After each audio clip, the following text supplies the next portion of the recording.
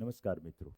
હવે જે થોડો સમય 3 મહિના જેવો સમય જેમાં આખો સિલેબસ રિપીટ કરવાનો છે, તો એની ખૂબ અગત્યની કહી શકાય એવી ચર્ચાઓ આજના સેમિનારમાં છે. મે બી 1.5 કલાક જેવો ટાઈમ જશે, એટલે ત્યાં સુધી દરેક વિદ્યાર્થી અને વાલીઓ અહીંથી જે મુદ્દાઓ ઉપર હું ચર્ચા કરું એમાં ખાસ ધ્યાન આપશે. અત્યાર સુધી આપણે સિલેબસ ભણ્યા.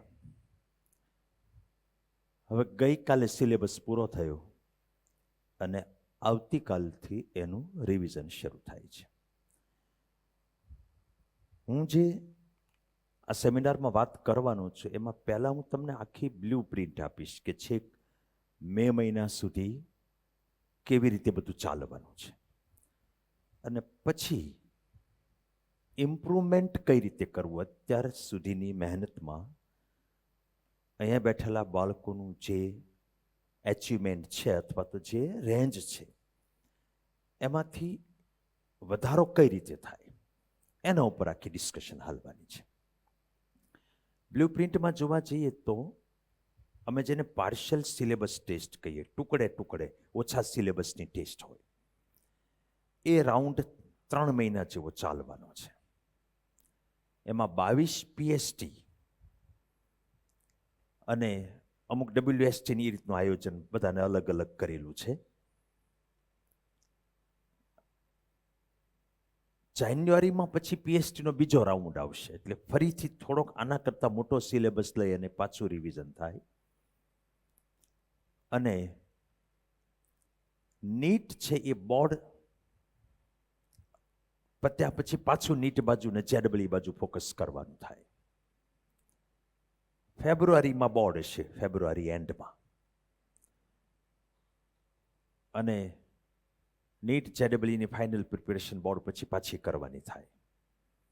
એક્ઝામની જે મોટાભાગની ડેટ્સ છે એમાં ફેબ્રુઆરીમાં 5 થી 13 તારીખ વચ્ચે પ્રેક્ટિકલ એક્ઝામ આવવાની છે, જેને આપણે કોઈ ચિંતા ન કરવાની હોય. એમાં ખાલી દઈ આવવાનું હોય, એટલે એમાં કોઈ ટેન્શન રાખવાનું નથી. અમે અહીંયા રિવિઝન કરાવી દઈશું પ્રેક્ટિકલનું. બોર્ડ એક્ઝામ 27 ફેબ્રુઆરીના ટેન્ટેટિવલી, કદાચ 1-2 દિવસ પ્લસ માઇનસ થાય તો થાય, બાકી આ તારીખ છે. ગુજકેટ છે એ માર્ચ એન્ડમાં આવે. NEET first week of May. JEE Mains 2 વાર લેવાય, જાન્યુઆરીના લાસ્ટ વીકમાં અને એપ્રિલના ફર્સ્ટ વીકમાં. 2-5 દિવસ પ્લસ માઇનસ થઈ શકે. એટલે કુલ મળીને આપણે જોવા જઈએ તો ઓક્ટોબરથી લઈને મે મહિના સુધીનો આ સમય 8 મહિના છે આપણી પાસે. અને એમાં જાન્યુઆરી એન્ડથી એક પછી એક એક્ઝામ આવવાનું ચાલુ થાય છે. પહેલાં જેડબલઈ મેન્સ આવે, પ્રેક્ટિકલ એક્ઝામ વચ્ચે વચ્ચે આવી જવાની. પણ એને આપણે બહુ ગણીએ ને ખાલી દેવા ખાતર દેવાની હોય, એ કાંઈ સ્કોરમાં ના ગણાતો હોય. જેડબલઈ છે એ બી ગ્રુપવાળાને અમસ્ત અનુભવ માટે અમુક દેતા હોય, બાકી એ ગ્રુપવાળાનો વિષય છે. બોર્ડ બધાએ આપવાનું હોય, ગુજકેટ બધા આપતા હોય. અને પછી જેડબલઈ રાખ્યું એને એડવાન્સની તૈયારી કરવાની થાય, જો જેડબલઈ મેન્સમાં એને પ્રમાણમાં સારા માર્ક આવે તો. અને નહીતર પછી બી ગ્રુપ વધે છે, એને નીટ આપવાની થાય મેના ફર્સ્ટ વીકમાં. એટલે કુલ 7 મહિના જેવો સમય, 1.5 વર્ષ જેવો સમય ગયો, એમાં ખાલી ભણવાનું હાલ્યું. હવે એમાં જે કાંઈ ભૂલાયું હોય, જૂનું થઈ ગયું હોય, કોઈક ટોપિક વીક રહી ગયા હોય, એ બધું રિપીટ કરવાનો ને રિપેર કરવાનો સમય હવે શરૂ થાય. એટલે આ હવે એક્ઝામ ઓરિએન્ટેડ તૈયારી શરૂ થશે.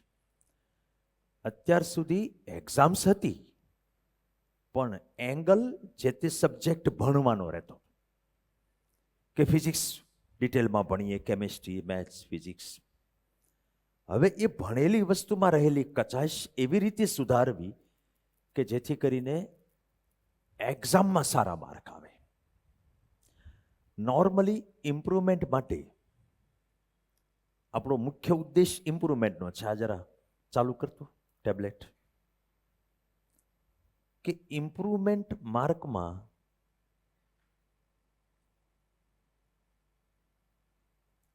કરવાનું છે એ હવે પછીનો મુખ્ય ઉદ્દેશ છે.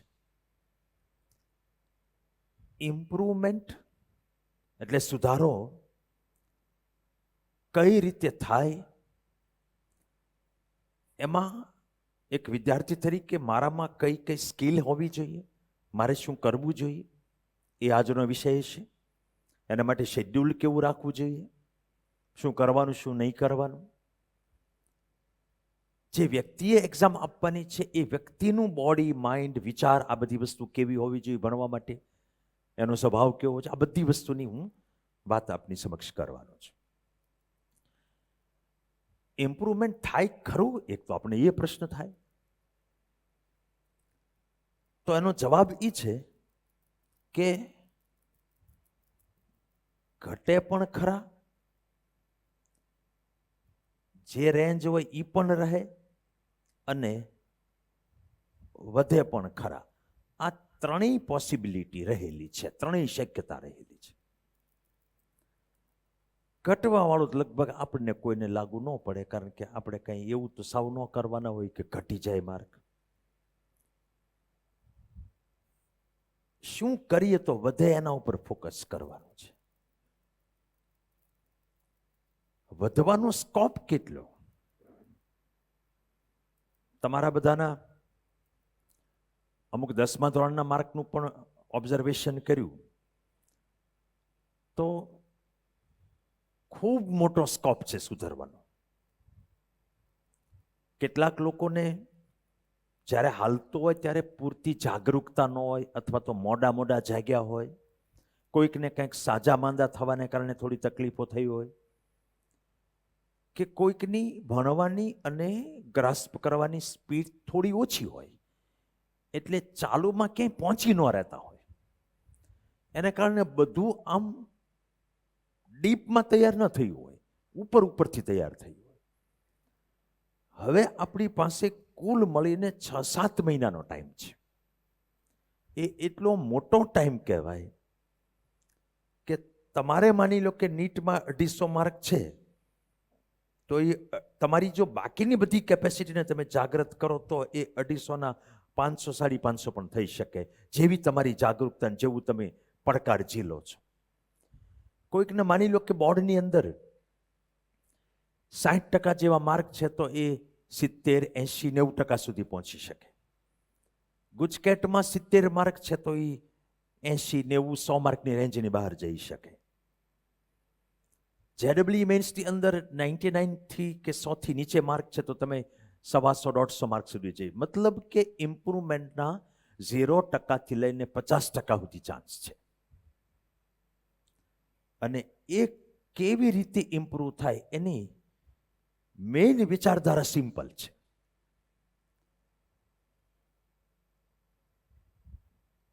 કેવી રીતેમાં તમારે એક તો બધા વિષય છે, સબ્જેક્ટ, એની એક્સપર્ટાઇઝ કેળવવી પડે. મે બી કે અત્યારે કેવું થયું હોય, આજ હાલે માંડ પતાવે ત્યાં કાંઈક કાલે ટેસ્ટ હોય, બધાની સરખી grasping power, memory power, speed ના હોય, એટલે ડિટેલમાં જે તૈયારી થવી જોઈએ એ ન થઈ હોય. એ એક્સપર્ટીઝ હવે આપણે ડેવલપ કરવાની, હવે એના એક્સપર્ટ નિષ્ણાત થવું પડે એક્ઝામ પૂરતા. હવે એ સબ્જેક્ટના એક્સપર્ટીઝ થવું એના માટે થઈને સાથોસાથ એક્ઝામના એક્સપર્ટ પણ થવું પડે. ખાલી સબ્જેક્ટના એક્સપર્ટ ન ચાલે, કારણ કે ગમે એટલો સબ્જેક્ટ આવડતો હોય પણ એક્ઝામમાં 3 કલાકમાં પ્રોપર આપણામાં જેટલી આવડત છે એટલું આપણે બહાર ન કાઢી શકીએ તો આપણી કેપેસિટી ને મહેનત જેટલા માર્ક ના આવે. આવું અનેક વખત બન્યું છે. તમારે સાબિતી જોઈતી હોય તો ગયા વર્ષે જે નીટની એક્ઝામ લેવાની, એવા કોઈ પણ બાળકને ગમે એને પકડીને પૂછી લો કે તારી આવડત ને મહેનત જે હતી એટલા માર્ક આવ્યા, એનાથી ઓછા આવ્યા કે વધારે આવ્યા? હવે આવડત અને મહેનત હતી એનાથી ઓછા આવવાનું કારણ એ જ હોય કે એ 3 કલાકમાં આપણામાં જે ગુણવત્તા હોવી જોઈએ એ લક્ષણો આપણે પ્રોપરલી કેળવા ન હોય. અને એ મિસ્ટેક થવાનું રીઝન કે એ 3 કલાક માટે ખાલી સબ્જેક્ટનું નોલેજ ભાગ નથી ભજવતું, વ્યક્તિની પર્સનાલિટી બહુ મોટો ભાગ ભજવે છે. એનું વ્યક્તિત્વ, એને સેલ્ફ કોન્ફિડન્સ કેવો છે, કંઈક અઘરું ભાળીને એનામાં એટીટ્યુડ કેવો છે, બી જવાનો કે સામનો કરવાનો, એ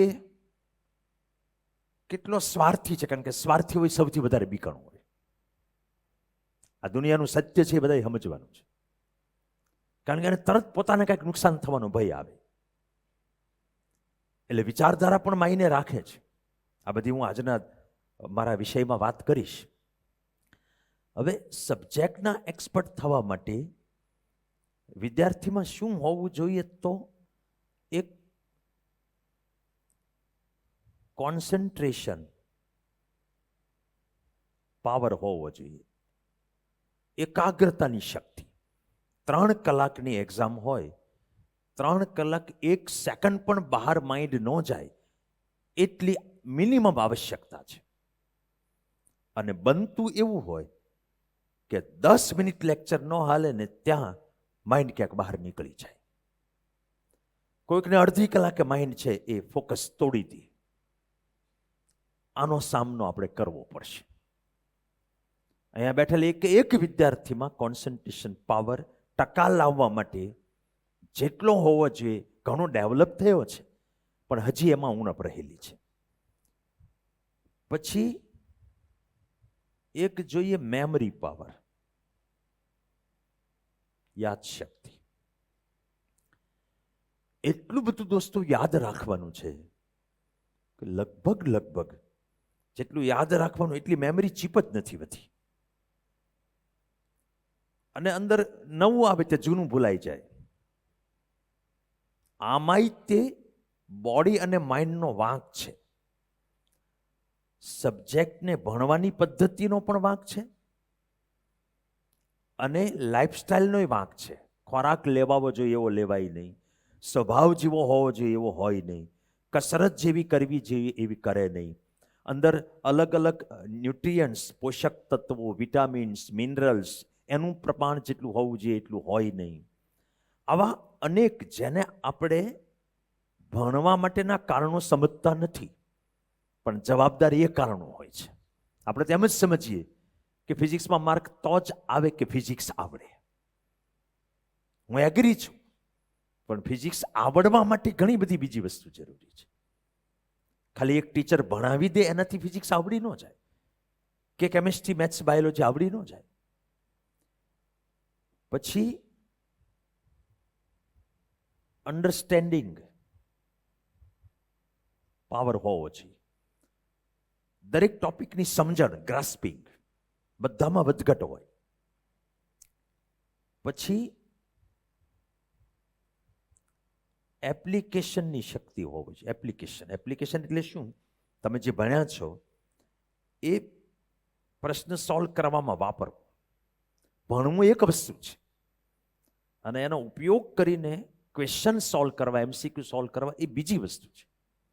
અને એમાંય તે નીટ, JEE, ગુજકેટ જેવી એક્ઝામની વાત આવતી હોય ત્યારે એમાં એક વાતની ગેરંટી હોય કે કોઈ ચેપ્ટરના ગમે તેટલા પ્રશ્નો તમે પ્રેક્ટિસ કરો, એમાંનો એક પણ પ્રશ્ન બેઠે બેઠો ન પૂછાવાનો. હવે એવા બાળકના માર્ક ક્યારેય ઇમ્પ્રૂવ જ ના થાય કે જે જેટલા પ્રશ્નો કરાવીએ એને ગમે એમ કરીને પાકા કરી નાખે. એને એટલે માર્ક ન ઇમ્પ્રૂવ થાય કારણ કે એમાંથી તો આવવાના નથી. એકચ્યુઅલી ત્યાં એંગલ શું હોવો જોઈએ કે હું હોમવર્ક કરું, ક્લાસમાં ભણાવેલા પ્રશ્નો સોલ્વ કરું, એનાથી મારી ક્ષમતા વધવી જોઈએ. મને એવું કંઈક ક્લેરિટી આવવી જોઈએ કે આવું પૂછાય તો આમ કરાય, આવું પૂછાય તો આમ કરાય. આ બધું કરવા માટે થઈને અમે હોમવર્ક આપતા હોઈએ બાળકોને. એ હોમવર્ક 1.5 વર્ષ સુધી બાળકોએ કર્યું અને બધા અહીંયા બેઠા છે, એમને પૂછ્યો કેટલી બધી વખત સમજાયું છે કે હોમવર્ક કેમ કરવાનું. આપ વાલીઓ પણ વિદ્યાયજ્ઞમાં આવ્યા ત્યારે સમજાવ્યું હતું કે હોમવર્ક કેમ કરવા. બાળક છે એનાથી એની જૂની આદતો ભૂલાય નહીં. એટલે ઘણા બધા બાળકોથી ખોટી રીતે હોમવર્ક કરાયું હોય. મતલબ કે એ આવડે અને પછી પોતાની મેલે પ્રશ્ન સોલ્વ કરે એને બદલે કોપી કરી નાખે, અથવા તો યાદ કરે સરે કેમ કરાવ્યું હતું એ રીતે હોમવર્ક કરી નાખે, પોતાનું માઇન્ડ ન વાપરે. આવું કરી કરીને જે હોમવર્ક કરે કે હવે પછી પણ આવું કરશે, એના માર્કના ઇમ્પ્રુવમેન્ટ વધવાના ચાન્સ ઓછા છે. અને આ બધું હું ઘણી વખત બાળકોને કહેતો હોઉં કે અઘરું છે એટલે માર્ક ઓછા આવે એવું નથી. સબ્જેક્ટ અઘરા છે કે પેપર અઘરા છે એ તો છેલ્લા 10-20% માટે હોય. કે માની લો કે JEE હોય તો 200 કે 180 ઉપર માર્ક, બોર્ડ હોય તો 90 ઉપર માર્ક, કે ગુજકેટ હોય તો 100 ઉપર માર્ક, નીટ હોય તો 600 ઉપર માર્ક. એના માટે અઘરું છે. મિડલ ઓર્ડર છે એ તો પ્રોપરલી ભણતા નથી એટલે એને તકલીફ છે. એનામાં સબ્જેક્ટ અઘરો પડે છે એ એની બિલીફ સિસ્ટમ ખોટી છે, એની પર્સનાલિટી ચેન્જ કરવી એને અઘરી પડે છે, એની ભણવાની સ્ટાઇલ ચેન્જ કરવી એને અઘરી પડે છે. તારે તો એક જ દિવસ થાય ને કે હોમવર્કમાં કોપી કરવાને બદલે હું મારી રીતે એક એક શબ્દનો અર્થ કાઢીશ, મારી રીતે વિચારીશ કે આ ટોપિક શું કહેવા માંગે છે, મારી રીતે એમાંથી 1-2 સેન્ટેન્સમાં હું તારણ કાઢીશ, અને પછી એક ક્વેશ્ચન પહેલા હું મારી રીતે સોલ્વ કરવા કોશિશ કરીશ. એનો પ્રશ્ન રકમ સમજીશ, એમાં આપેલી માહિતીનું લિસ્ટ કરીશ, એ જે ટોપિક છે એ ટોપિકને હું રિકોલ કરીશ, ટોપિકમાં આવતી થિયરી યાદ કરીશ, એમાંથી અહીંયા કઈ લાગુ પડે એક ટ્રાય કરીશ, બીજી ટ્રાય કરીશ, ત્રીજી ટ્રાય કરીશ. આટલું તો મિનિમમ કરવું પડે ને. એ કાં કરવાની ઈચ્છા શક્તિનો અભાવ હોય, અથવા તો એવું કરવા માટે પૂરતો સમય ન મળ્યો હોય. ઘણી વખત બાળકનો વાંક ન હોય, એની ભણવાની પદ્ધતિ એટલી ધીમી ચાલતી હોય. આ વાલીઓએ સમજવાનું છે.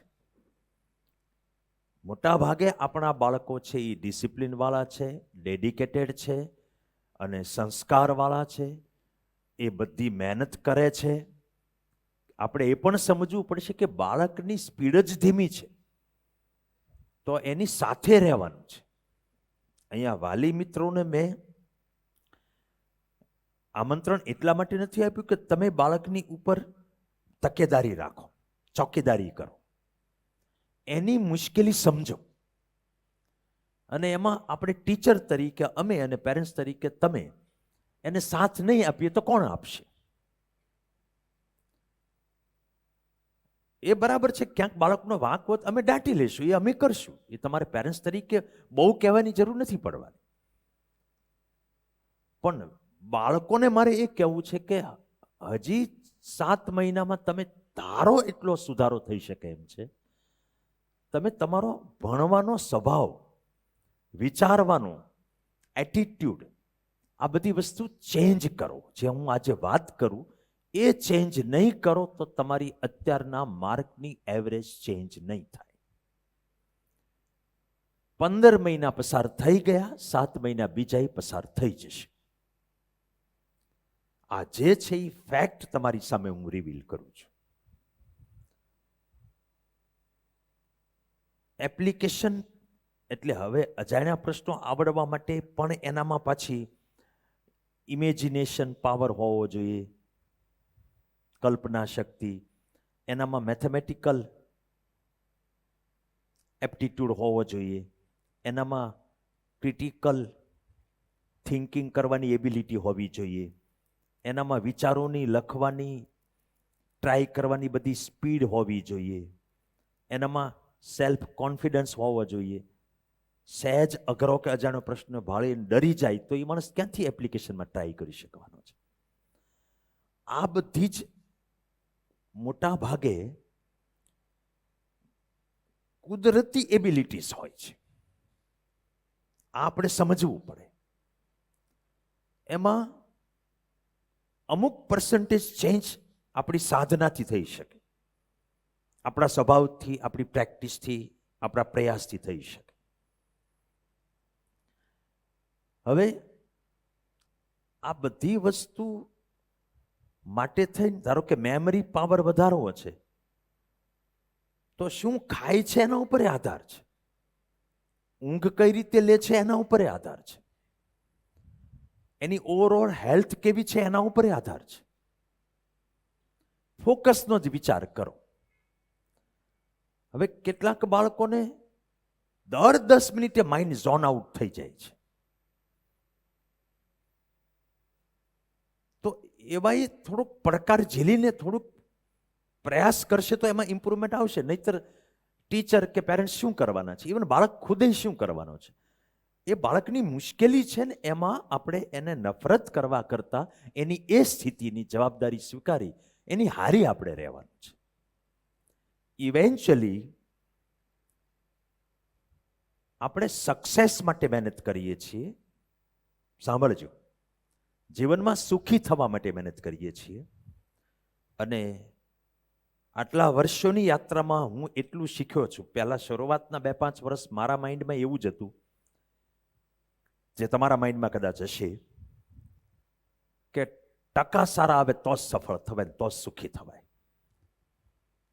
પછી ધીમે ધીમે હું અનુભવમાંથી પસાર થતો ગયો અને વિદ્યાર્થીઓની યાત્રા જોતો ગયો. ક્યારેક કોકને નબળા ટકા આવ્યા હોય, ક્યારેક ફેલ થયા હોય, ક્યારેક એને જ્યાં લેવું હતું એ ટાર્ગેટ પૂરો ન થયો, એની કરતાં નીચી કોલેજમાં એડમિશન મળ્યા હોય, કોકને ઈચ્છિત ટકા આવી પણ ગયા હોય. છેલ્લે હવે 10-15 વર્ષે જોવું તો ખબર પડે છે કે સફળ જેટલા બાળકો થયા છે એની લાઈફમાં, જેને હું ઓળખું છું ને, મારી પાસેથી ભણીને ગયા છે, એમાં ક્યાંય એવો નિયમ છે જ નહીં કે જેને ખૂબ ઊંચા ટકા આવ્યા હોય એની સફળતા ગેરંટીડ હોય, અને જેને નીચા ટકા આવ્યા હોય એની નિષ્ફળતાની ગેરંટી હોય. એવું ક્યાંય બન્યું નથી. મારો ખુદનો અનુભવ તમને કહું છું એમ તમે તમારા જીવનમાં તે ડોક્યું કરી લેજો, તમારી આજુબાજુના સમાજમાં ડોક્યું કરી લેજો. સફળતા અને સુખ માટે ટકા એ એક કારણ છે, પણ મુખ્ય કારણ એ ટકા લાવવા માટે 2 વર્ષ સુધી સિરિયસલી પ્રયાસ કરવામાં આવે. પછી ભલે ટકા આવે કે ન આવે, ટકા વધે કે ન વધે, પણ સિરિયસલી પ્રયાસ કરવામાં આવે. એ સિરિયસલી પ્રયાસ એટલે શું? સખત મહેનત, પછી બોડી અને માઇન્ડની પ્યોરિટી અને ફિટનેસ, પછી સેક્રિફાઈસ, પોતાના શોખ છોડવા, દબાવવા, નાના મોટા સંકટનો સામનો કરવો, 9% વધે તો પણ મહેનત ચાલુ રાખવી, એટલે નિષ્ફળતાનો સામનો કરવો, પોતાની જાત સાથે સંઘર્ષ કરવો, પોતાની ભૂલો કાઢીને એમાંથી સતત ઇમ્પ્રુવમેન્ટ કરવું, ઈશ્વર પ્રત્યે શ્રદ્ધા રાખવી, કામ ઉપર, ડ્યુટી ઉપર જ ફોકસ કરવું, એના પરિણામ ઉપર ફોકસ કરી અને ડિસ્ટર્બ ના થવું. આવા જે ગુણ શીખે છે ને, એ ગુણ નક્કી કરે છે કે અંતે બાળક સફળ થશે, સુખી થશે, કે નિષ્ફળ જશે, દુઃખી થશે. ગુણપત્રકના ગુણ કરતા ગુણપત્રકના ગુણ માર્ક ઇમ્પ્રૂવ કરવા માટે જીવનના જે ગુણો ખીલે છે એ નક્કી કરે છે વાસ્તવિક સફળતા. એટલે હું તમને એટલા માટે સમજાવું છું, મારી વાતને કોઈ અધૂરી ના સમજે. મેં શું કહ્યું કે માર્કશીટમાં આવતા માર્ક એ સફળતાની ગેરંટી નથી, પણ એ માર્ક વધારવા માટે થયેલો પ્રયાસ, એ પ્રયાસ છે ને સૌથી વધારે ગેરંટી આપશે સફળતા. મેં ખુદ એવી કહાનીઓ આપણી જ સંસ્થામાં મોટી થતી જોયેલી છે કે ઘણી વખત ઓછા પ્રયત્ને ટકા ખૂબ સારા આવી ગયા હોય, પણ એનામાં ખરેખર સફળ થવાની ગુણવત્તા ન હોય. એ વહેલા મોડા એના જિંદગીમાં ફેલ જાય. કોઈ દિવસ સેક્રિફાઈસ ન કર્યું હોય, પોતાના શોખમાં જ જીવ્યા હોય, હાવ આળસમાં રહેતા હોય, હેફેઝાડ જિંદગી જીવે, ચેલેન્જ કોઈ દી જીવનમાં આવી ન હોય, શોખ કોઈ દી એને છોડવાની જરૂર ન પડે, ભગવાને બુદ્ધિ જ એટલી આપી હોય કે રમતા રમતા ટકા લાવી નાખે. હવે આવી જાય એટલે રમતા રમતા આવ્યા એટલે એની કિંમત ન હોય એટલે એનામાં અભિમાન આવી જાય, છકી જાય અને પછી પછડાટ અનુભવે. એ સંઘર્ષમાંથી પસાર જ નથી થયું એ બાળક. હવે જીવનમાં તો સંઘર્ષ આવવાના જ છે. કાયમ થોડું physics, chemistry, maths, biology exam આવશે. એક્ઝામ તો અનેક પ્રકારની આવવાની. એની સામે જે માણસને કદાચ એવરેજ માર્ક રહે છે પણ એ માર્કને ઇમ્પ્રૂવ કરવા સતત મથે છે, સતત પોતાનું મૂલ્યાંકન કરે છે કે મારામાં ક્યાં ફોલ્ટ છે, હું એને સુધારું કઈ રીતે, અને એ માટે પોતાના નિજી શોખનો ત્યાગ કરે છે. ક્યારેક નિષ્ફળતા મળે તો એ થાકતો નથી, ક્યારેક કોક એને ટોકે તોય તે એ સહજતાથી ઇગોલેસલી સ્વીકારે છે, અને ભગવાનનું સત્ય જે છે એ સ્વીકારે કે હું મારું કર્મ છે એ ભગવાન ખુશ થાય રીતે કરીશ, ફળ એ મને આપશે એમાં હું ખુશ છું. એવા માણસો માટે ભગવાને ફળ નક્કી કરેલું જ હોય છે. આપણને નિષ્ફળતા દેખાય ક્યારેક, કારણ કે આપણી અપેક્ષા આપણી ઈચ્છા ને આપણી બુદ્ધિ પ્રમાણે હોય. જે માણસ કર્મયોગી બને, પોતાની ડ્યુટી પ્રોપરલી બજાવે, કર્મણ્ય વાધિકારસ્તે માં ફલીશુ કદાચ, એ ભગવાનનું સાયન્સ સ્વીકારે, એને સફળતા મળે જ. ટાઈમનો ફરક હોય, મે બી કે 7 મહિના પછી આવનારી એક્ઝામમાં આપણે ઈચ્છીએ એવી સફળતા ન મળે, પણ ત્યાં તમને ભરોસો હોવો જોઈએ. તમે જો કર્મ નિષ્ઠાપૂર્વક કર્યું હોય તો ભગવાને તમારા માટે ચેપ્ટર બીજું બનાવ્યું છે. તમારા લક્ષણો ભૂલવાના નહીં, કોલેજમાં જઈ નહીં, અને પછી 15 વર્ષ 10-12 વર્ષ પછી તમારે ગેટ ટુગેધર રાખવાનું બધા. તમે જોજો, જે માણસે કર્મ નિષ્ઠાપૂર્વક કર્યું, પોતાની ફરજ નિષ્ઠાપૂર્વક બજાવી, ફળ ઉપર ઓછું ધ્યાન રાખીને, ફળ ઉપર એટલું ધ્યાન રાખવાનું કે હું ભૂલ ક્યાં કરું છું. પરિણામ જોઈને અમુક લોકોને એવું રિએક્શન આવે કે હવે શું થશે, એનું પતન થાય, કારણ કે સ્ટ્રેસમાં આવી જાય. ઘણી વખત આખા પરિવારની આ ફિલોસોફી હોય, હવે આપણું શું થશે, અને અપેક્ષા કરતા થોડું નબળું પરિણામ આવે કે ભલે વધારે નબળું પરિણામ આવે, પણ શું થશે એને બદલે એવો વિચાર કરે કે હવે શું થઈ શકશે, એને કોઈ દી વાંધો ના આવે. ઉલટાનો એક ઝાટકો મારીને બેઠો થાય કે આમાં તો એટલું બધું કરવાની જરૂર છે, મારે ઓર મહેનત વધારવાની જરૂરિયાત છે. આ સત્ય સ્વીકારશે ને એને સફળતા ચોક્કસ મળશે. અને જે માણસ સતત પરિણામની સામે જોયા કરશે અને પરિણામની સાથે એના પ્રયત્નને એટેચ કરી દેશે, એ માણસ ગમે ત્યારે થાકશે. એટલે આ ફિલોસોફી અમે બાળકોમાં અનેક પ્રકારે નાખવાનો પ્રયાસ કરીએ છીએ. વાલીઓને મારું નમ્ર નિવેદન છે કે આપણે એને સફળ બનાવવાના છે, સુખી બનાવવાના છે. આપણે જે ઈચ્છા રાખી એ સ્વરૂપે જ સફળતા કે સુખ મળશે, એ ખોટો દુરાગ્રહ છે, ખોટી માન્યતા છે.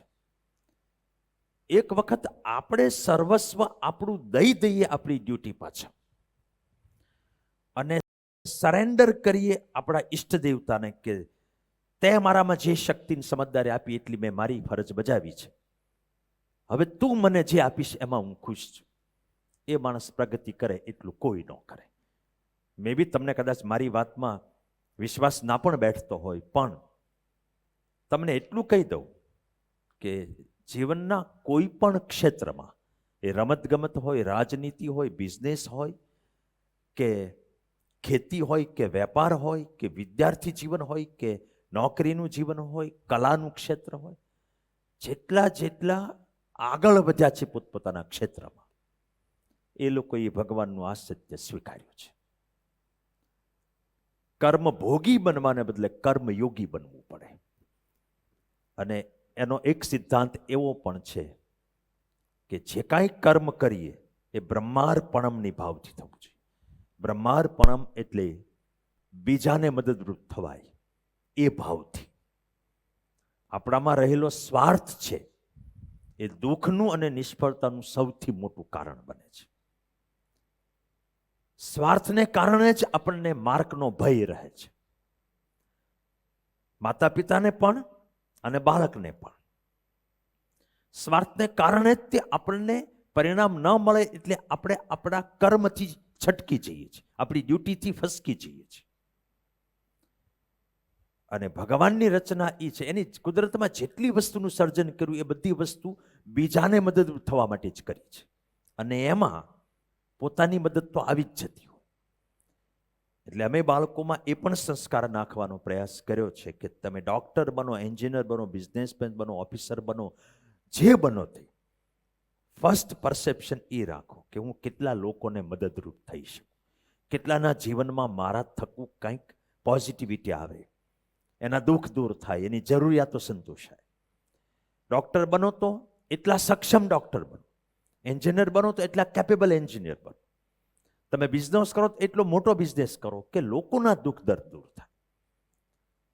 સાવ સંકુચિત મારું, મને ગાડી મળે, મને બંગલો મળે, મને નોકરી મળે, આ વિચારધારાવાળા કોઈ દિવસ ઉચ્ચ સફળતા નહીં પ્રાપ્ત કરી શકે.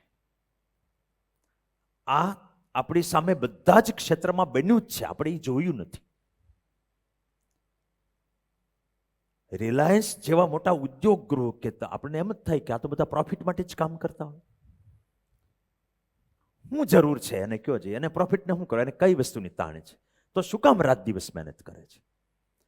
એક મેં વિદ્યાર્થીઓને વિડીયો બતાવ્યો હતો, ઈશા અંબાણી એના પપ્પા વિશે કહે છે, મુકેશ અંબાણી વિશે, કે પપ્પા કોઈ પણ કામ ઉપાડે છે મુકેશ અંબાણી, એમાં બે વસ્તુ એને કીધી, એ એનું સર્વસ્વ સોંપી દે છે. મતલબ તનમન ધનથી એ કામની પાછળ એ ન્યોછાવર કરે પોતાનું જીવન. અને સેકન્ડ થિંગ કીધી તમે સમજો, પછી બાકીનું એ ભગવાન ઉપર છોડે છે. હવે લાખો કરોડ રૂપિયાના બિઝનેસ લોન્ચ કરતા હોય,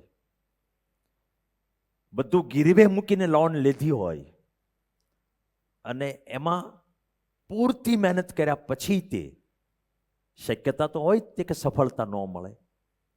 હવે એ ચિંતા તમે કરો તો તમારા પ્રયાસ જ તે ખરાબ થાય. એટલે આપણે બધાએ એ વસ્તુ શીખવાની છે કે વિદ્યાર્થીને વાલી કોઈએ આ ભગવાનની સાક્ષીએ બે જ વસ્તુ વિચારવાની છે, કર્મ હું 100% કરીશ અને પરિણામ ભગવાનના પ્રસાદ સ્વરૂપે જે આવે હું સ્વીકારીશ. બેયને વચ્ચે એટલો ગેપ પાડી દો, કર્મનો એરિયા અને ફળનો એરિયા. જ્યાં સુધી તમે બેને છૂટા નહીં પાડો ત્યાં સુધી તમારું કર્મ જ ખરાબ થશે. અને પછી કર્મનો સિદ્ધાંત લાગુ પડશે, જેવું કર્મ કરશો એવું ફળ મળશે. સમજો છો આખી વસ્તુ? ટકાની જેટલી વધારે ચિંતા કરીએ એટલા ટકા ઘટે, અને ટકા આવે એવા પ્રયત્નોની ચિંતા કરીએ તો ટકા વધે. એટલા પૂરતું પરિણામ જોવાનું કે મેં મિસ્ટેક ક્યાં કરી, પછી તરત જ કર્મના ક્ષેત્રમાં આવી જવાનું, હવે મારી ડ્યુટી શું છે. સાક્ષી ભાવે આપણું પરિણામ જોવાનું. તમારા શેરીમાં નીકળતો શાકની લારીવાળો છે, એને કઈ જોવાના? મોકના માર્ક, અને એને જેટલી અસર થાય ને એટલી જ ઇમોશનલ અસર તમને થવી જોઈએ. આટલા નિસ્વાર્થ બનવું પડે. અને એ જ બની શકે જે માણસને પોતાના ધર્મ પ્રત્યે, પોતાની ફરજ પ્રત્યે, એ ફરજ પ્રત્યેના ડેડિકેશન પ્રત્યે વિશ્વાસ હોય કે મારી વિદ્યાર્થી તરીકેની ફરજ છે, એમાં 1% હું ચૂક નથી આવવા દેતો, તો જ તમને ઈશ્વર ઉપર ભરોસો બેસશે કે એ મને આપશે, એ શ્રેષ્ઠ જ આપશે. આપણને એના સાયન્સ ઉપર ભરોસો એટલે નથી કે આપણી ડ્યુટી આપણે પ્રોપરલી બજાવતા નથી, એમાં આપણે ભૂલ કરીએ છીએ. આળસથી, મન ઉપરના ઓછા કંટ્રોલને કારણે, ખોટા સ્વભાવને કારણે, અમુક બહારના એવા ઇન્ટરેસ્ટને કારણે. જાણીએ તો બધું છીએ કે શું કરવાનું શું નહીં કરવાનું, પણ અમારી પાસે બાળકો આવીને ઘણી વખત કહેતા હોય કે સાહેબ ખબર છે પણ થઈ નથી શકતું, નક્કી કરું કે આટલું કરવું પછી થઈ નથી શકતું. એવા બાળકો નિખાલસપણે કહેતા હોય કે એક દિવસ એવું નથી થતું કે હું 3 કલાકમાં આટલું કામ કરવાનું નક્કી કરું ને થયું હોય. થાય જ નહીં આપણા. ત્યાં આગળ આપણે આપણી જાત સાથે યુદ્ધ કરવું પડે કે હું કેમ આ નથી કરી શકતો. તમારે સમજવાનું છે કે આપણે ઇમ્પ્રુવમેન્ટ કરવાનું. સમજી લો, જીવનનો સિદ્ધાંત છે કે તમારે ગ્રો થવું હોય ને તો તમારે સંઘર્ષ કરવો પડે. તમારે જ્યાં જવું હોય ને ત્યાં જોઈ લેવા. એક છોડવો છે એ મોટું વૃક્ષ બનતું હોય ને તો તમારે સમજવાનું અંદર ફિઝિયોલોજીકલ સંઘર્ષ હાલતો હશે, કેટલાય સેલનું ડિવિઝન થતું હશે ને કેટલી પ્રક્રિયા હાલતી હશે, ત્યારે જ વિકાસ શક્ય બને. નોર્મલ માણસો જીવતા હોય એમ તમે જીવશો તો ઇમ્પ્રુવમેન્ટ નહીં થાય. ઇમ્પ્રુવમેન્ટ કરવું હોય તો તમારે ફાઇટ જ કરવી પડે. અને ફાઇટ ભણવાને લઈને પણ, લાઈફસ્ટાઈલને લઈને પણ અને થિંકિંગ સ્ટાઇલને લઈને પણ. ત્રણેય વસ્તુ છે ઇમ્પોર્ટન્ટ. હું ભણવાની વાત પણ કરીશ, લાઈફસ્ટાઈલની વાત પણ કરીશ, થિંકિંગની વાત પણ કરીશ. એટલે આટલી પૂર્વ ભૂમિકાને અંતે જો તમે એટલું ખાલી શરૂઆતની વાતમાં સમજાવો કે કર્મણ્યેવાધિકારસ્તે મા ફલેષુ કદાચ. પહેલો સિદ્ધાંત કયો? આ 4-5 વસ્તુ સમજી લેજો. હું ફરીથી રિપીટ કરાવું.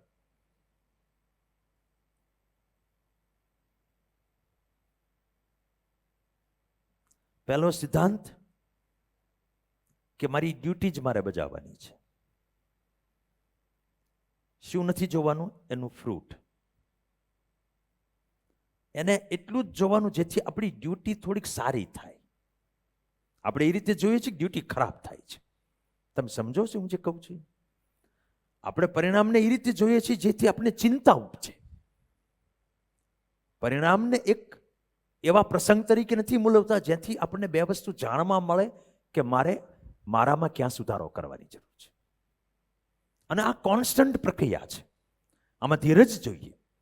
આમાં તમે એમ નહીં વિચાર કર્યું કે 3 મહિનાથી હું આ કોશિશ કરું, હવે તો મને ચિંતા થાય ને. ચિંતા ગમે તે કારણે ઉત્પન્ન થાય એ ગેરવ્યાજબી જ છે. ચિંતા ક્યારેય વ્યાજબી ન હોય. ચિંતાને વ્યાજબી ઠેરવવાની કોશિશ મત કરીએગા. એનાથી ચિંતા વધે જ તે. ચિંતાને કાઢવાનો રસ્તો એ છે કે ચિંતાને ભૂલો.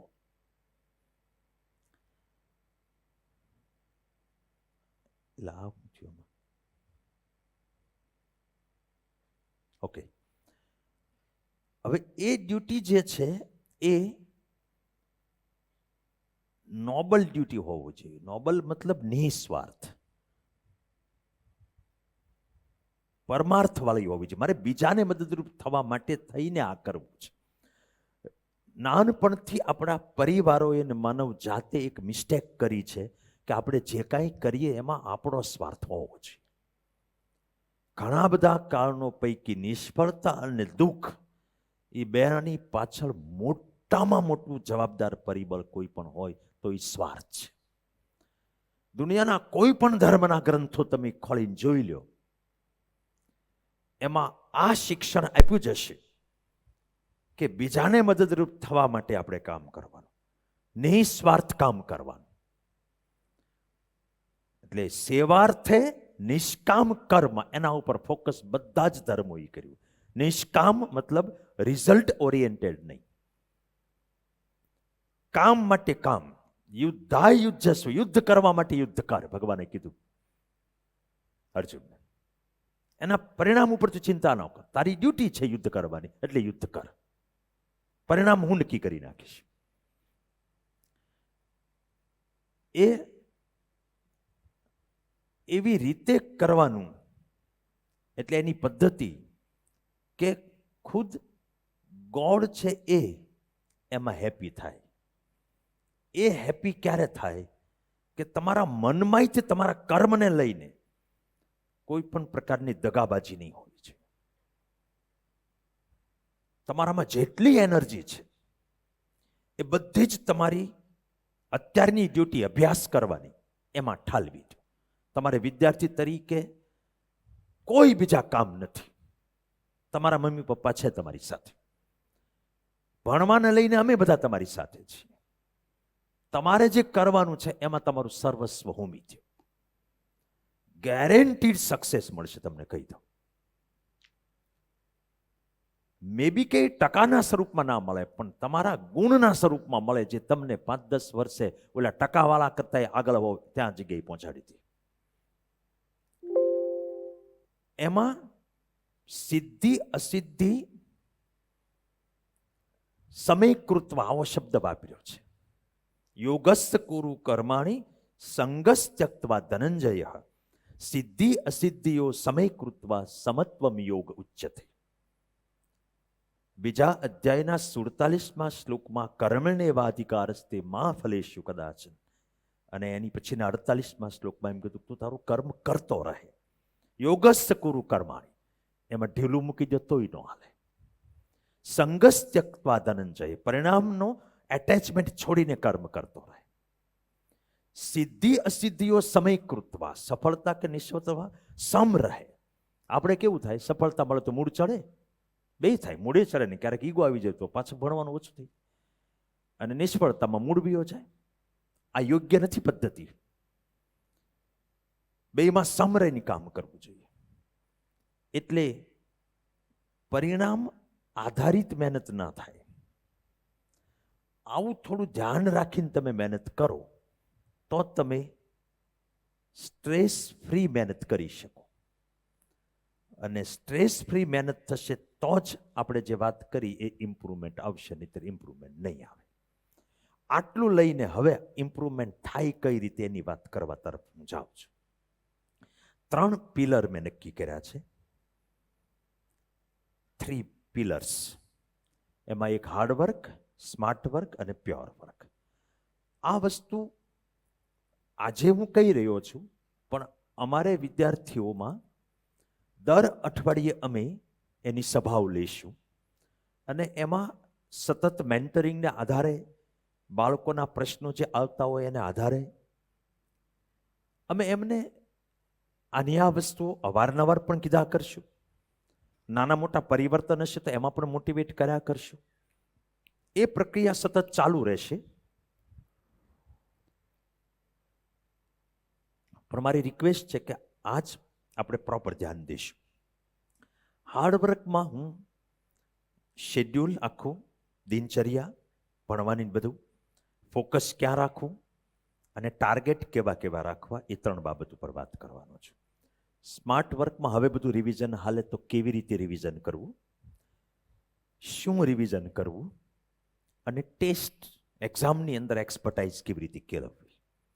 અને પ્યોર વર્કમાં pure body fitness, pure mind અને પ્યોર થોટ. આ આજનો વિષય છે.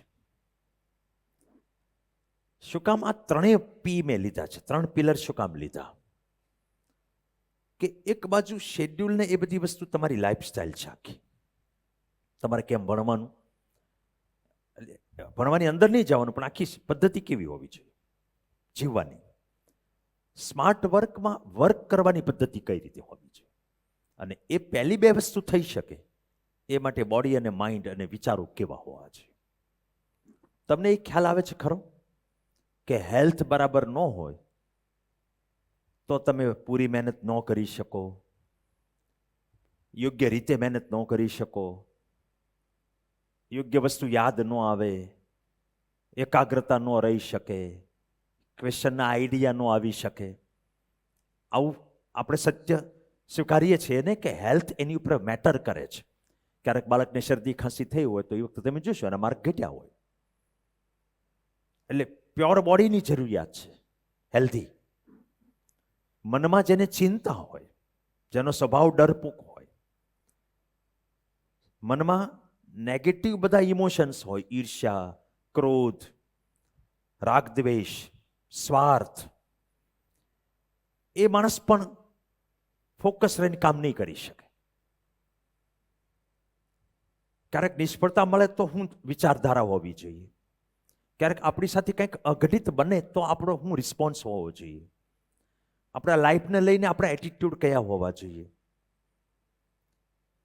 આપણે બીમાર પડી ગયા તો આપણો એટીટ્યુડ કેવો હોવો જોઈએ, પેપર અઘરું નીકળ્યો તો આપણો રિસ્પોન્સ કેવો હોવો જોઈએ, ઘરમાંથી કોઈ કે કંઈક કહ્યું તો આપણો રિસ્પોન્સ કેવો હોવો જોઈએ. અહીંયા સ્કૂલમાંથી કોઈ કે આપણી સાથે કંઈક બિહેવ કર્યું તો આપણું, આ બધી વસ્તુમાં તમારો એટીટ્યુડ કેવો છે, એમાં તમારું થિંકિંગ કેવું છે, એ બધું મેટર કરે છે. આપણને ઘણી વખત આ બધી વસ્તુ બહુ ગળે ન પણ ઉતરતી હોય. એનું રીઝન એ છે કે બહુ સફળ થયેલા માણસો હારે આપણે બેસવા ઉઠવાનું ઓછું થતું હોય.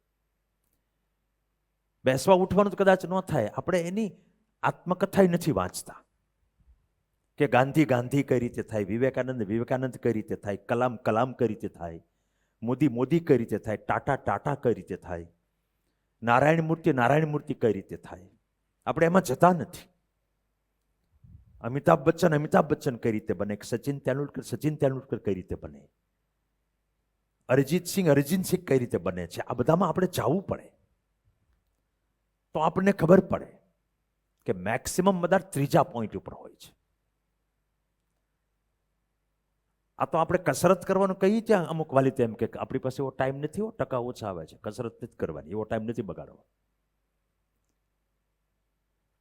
એટલે તમે તો એવું કોઈ નહીં કરો, પણ છેલ્લી સ્લાઇડમાં કહી દઈશ કે વાલી પાસે અપેક્ષા શું અમે રાખીએ છીએ. હવે આપણે એક પછી એક પોઈન્ટ જોતા છીએ. શેડ્યુલ કેવું હોય, આખું દિનચર્યા, ઊંઘ મિનિમમ 6.5 કલાકની, બહુ ઓછી લાગે તો 7 કલાક, એનાથી વધારે નહીં. અને બહુ કોકને તનતોડ મહેનત કરવાની ઈચ્છા હોય અને તમારું બોડી હા પાડતું હોય તો 6 કલાકથી ઓછી નહીં. આમાં કોઈ પ્રકારની ચતુરાઈ કરવાની નથી. કોઈ આને અધરવાઇઝ ના લેતા, થોડુંક હું કદાચ કડકાઈ ભર્યું કહું તો તે, કારણ કે એક વસ્તુના પ્રૂફ આપવા જાવ તો હાંજ પડે. તમારે બધાને રવિવાર છે, બપોરે કંઈક બધી આઈટમો બનાવી હશે અમુક લોકોએ, એટલે વહેલા તમારે જવું હશે ઘરે, એટલે માની જવાનું. આમાં રેગ્યુલારિટી હોવી જોઈએ. કોઈક વખતે રાતના 2 વાગ્યા દઈને, કોઈક વખતે 8 વાગ્યા મૂવી જાય, 3 વાગે ઉઠીએ, આવું કાંઈ કરવાનું નહીં. ઊંઘના ટુકડાય નહીં કરવાના. અડધી ઊંઘ પહેલા લઈ લે, પછી જાગે ને પછી આવું ક્યારેક અખર. ઊંઘની બાબતમાં કાંઈ પણ તમારે પ્રોગ્રામ ચેન્જ કરવો હોય તો મેન્ટર ટીચરને પૂછ્યા વગર નહીં કરવા. સાંભળો છો બધા? આ ઊંઘનું કેટલાને સમજાઈ ગયું? હાથ ઊંચો કરે. અચ્છા, વિદ્યાર્થી હાથ નીચે રાખે, વાલી સમજી ગયા હોય હાથ ઊંચો કરે. આમાં કોઈ પ્રકારની વિદવત્તા વાપરવાની નથી. 4 વાગે ઉઠીએ, બ્રહ્મ મુહૂર્ત કહેવાય, આપણી યાદશક્તિ સારી કહેવાય, કાંઈ કરવાનું નથી થતું. તમે 4 વાગે ઉઠાડો, મને ખબર પડે સારી વાત, પછી અહીંયા 4 વાગે મસ્ત ઊંઘ આવે અને એ જ વખતે એની મોક ટેસ્ટ હાલતી હોય.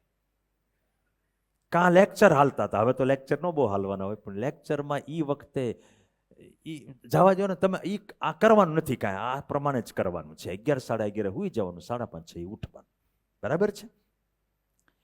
ફિઝિકલ એક્સરસાઇઝ 45 મિનિટ કાઢવાની, એમાં 30 minute heavy exercise, 15 minute meditation pranayama. અને અહીંયા સ્કૂલમાં જે સવારે થાય એ એમાં બાદ મળશે નહીં. સમજો છો હું કહું? એ ગણાવવાનું નથી આમાં, એ સિવાયની 45 મિનિટ. હવે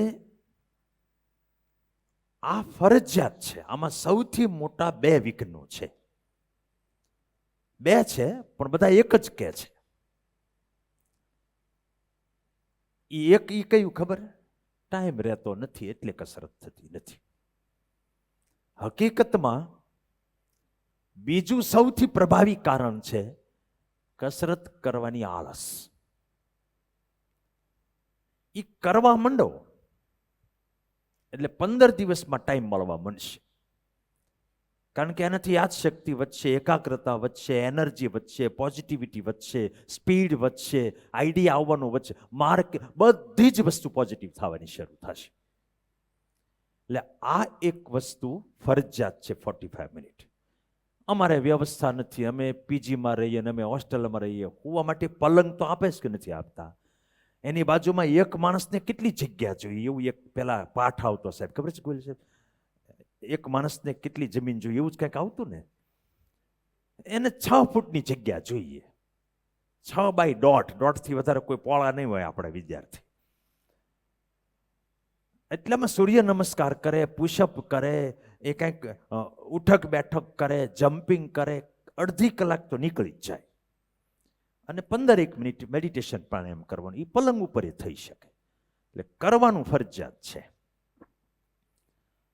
ફૂડમાં નિયમિત ઘરનું જ બનાવેલું કે તમે પીજીમાં કે હોસ્ટેલમાં જે ખાતા હો એ, અને બધું જ ખાવાનું, આપણા શરીરને જેટલા પોષક તત્વો જરૂરી હોય એ, અને પૂરતું ખાવાનું.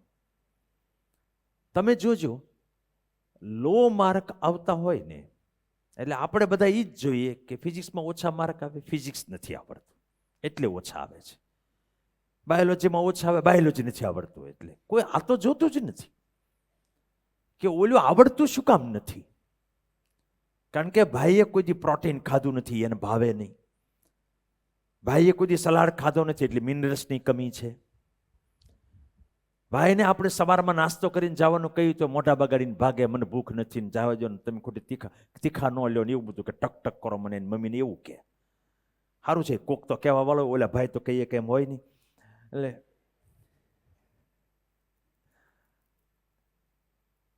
આ બધામાં જવાનું છે.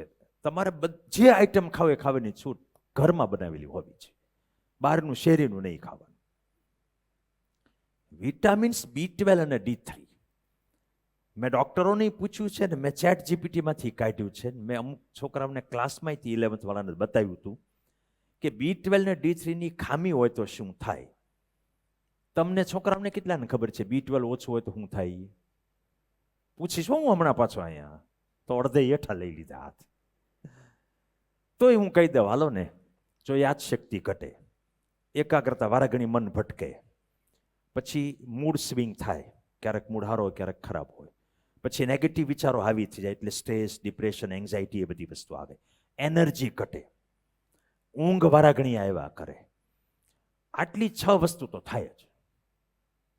D3 છે એમાં ઇમ્યુનિટી પણ ઘટે. એટલે તમે જોજો, જેના ઓછા માર્ક, મોટા ભાગે તમારી વાત નથી થતી, તો આફ્રિકાના વિદ્યાર્થીની વાત હાલે, એને ગમે ત્યારે ગામમાં એક જણાને શરદી ખાંસી થાય એટલે આપણી વાળાને થઈ હોય. મેં હમણાં 11મા ધોરણમાં, હજી તો 4 જ મહિના થયા, 3.5 થી 5માં મારું લેક્ચર હોય ને, તો આપણને દયા આવી જાય કે આને આજ નથી ભણાવું. એટલા થાકી ગયેલા હોય, હાવ મોઢા પડી ગયા હોય, અને કોકે હાવ નાનો પાડી દીધી હોય ને મોઢા બગડી જાય એવા થઈ ગયેલા, બધું લૂંટાઈ ગયું હોય ને મોઢા, વાળ બધા વેર વિખેર થઈ ગયા હોય, અને કોઈ ગુલામ હોય અને કેમ કે કરવું પડે એમ એને બિચારાને ક્લાસમાં આવવું પડે એટલે આવે. પરાયણે આમ આંખું ખુલ્લી રાખવા ટ્રાય કરે. અમને ખુદને એમ થાય કે આને ભણાવતા નથી, આપણે શીણી લઈને લઈને શબ્દો અંદર નાખીએ છીએ હથોડી હથોડી. પછી મને ડાઉટ ગયો, ખારો 3:30 વાગ્યા એટલે બધા થાકી કેમ જાય? એટલે અઠવાડિયા પહેલા મેં અહીંયા સભામાં કીધું કે તમારે બધા B12 અને D3 નો રિપોર્ટ કરાવવાનો છે ને, અઠવાડિયામાં અહીંયા રિપોર્ટ જમા કરાવવાનો છે, પછી જ હું આવવા દઈશ. આવું કેવું પડે, નહીતર કોઈ કરે નહીં કાંઈ. ઘણી વખત વાલી તો એમ કે તાર નાકરાણી સાહેબને કહેજે એનો ધંધો કરે. તમે નો કહો, આવું કીધેલું છે એકવાર.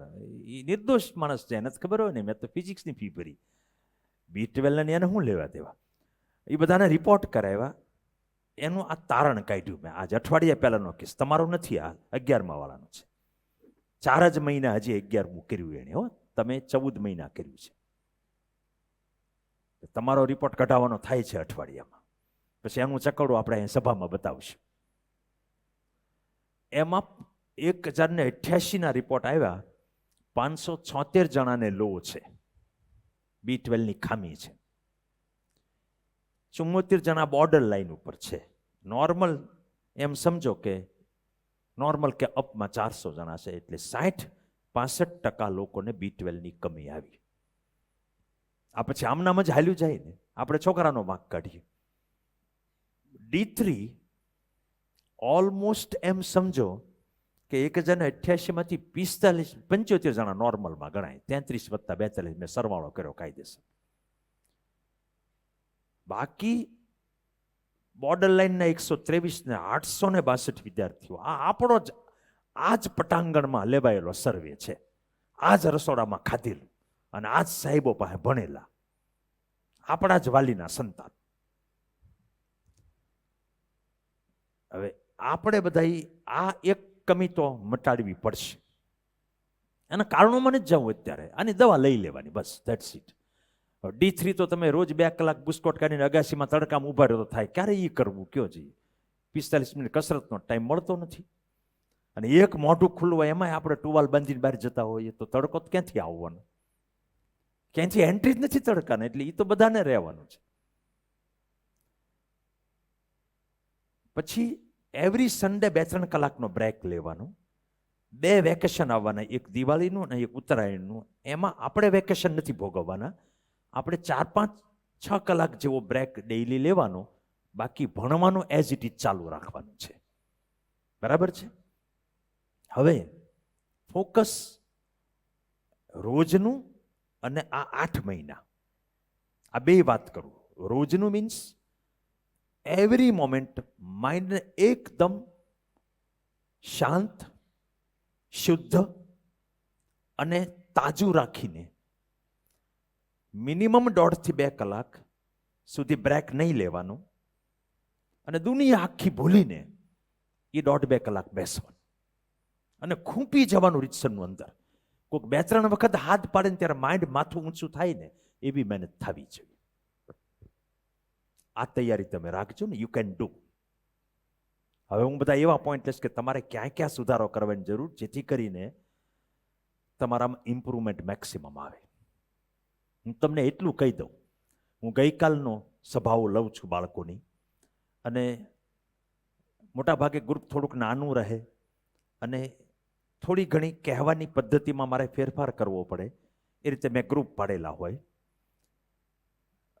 ટાર્ગેટ 3 ગ્રુપનો એ જ છે કે ઇમ્પ્રુવમેન્ટ કેમ થાય. હવે તમે વિચારી ન શકો કે જેને 90% આવતા હોય, 85% આવતા હોય, એ 2-4-5% જ ઇમ્પ્રુવમેન્ટ કરી શકે. જેને માંડ 50% આવતા હોય એ બિચારા બધી રીતે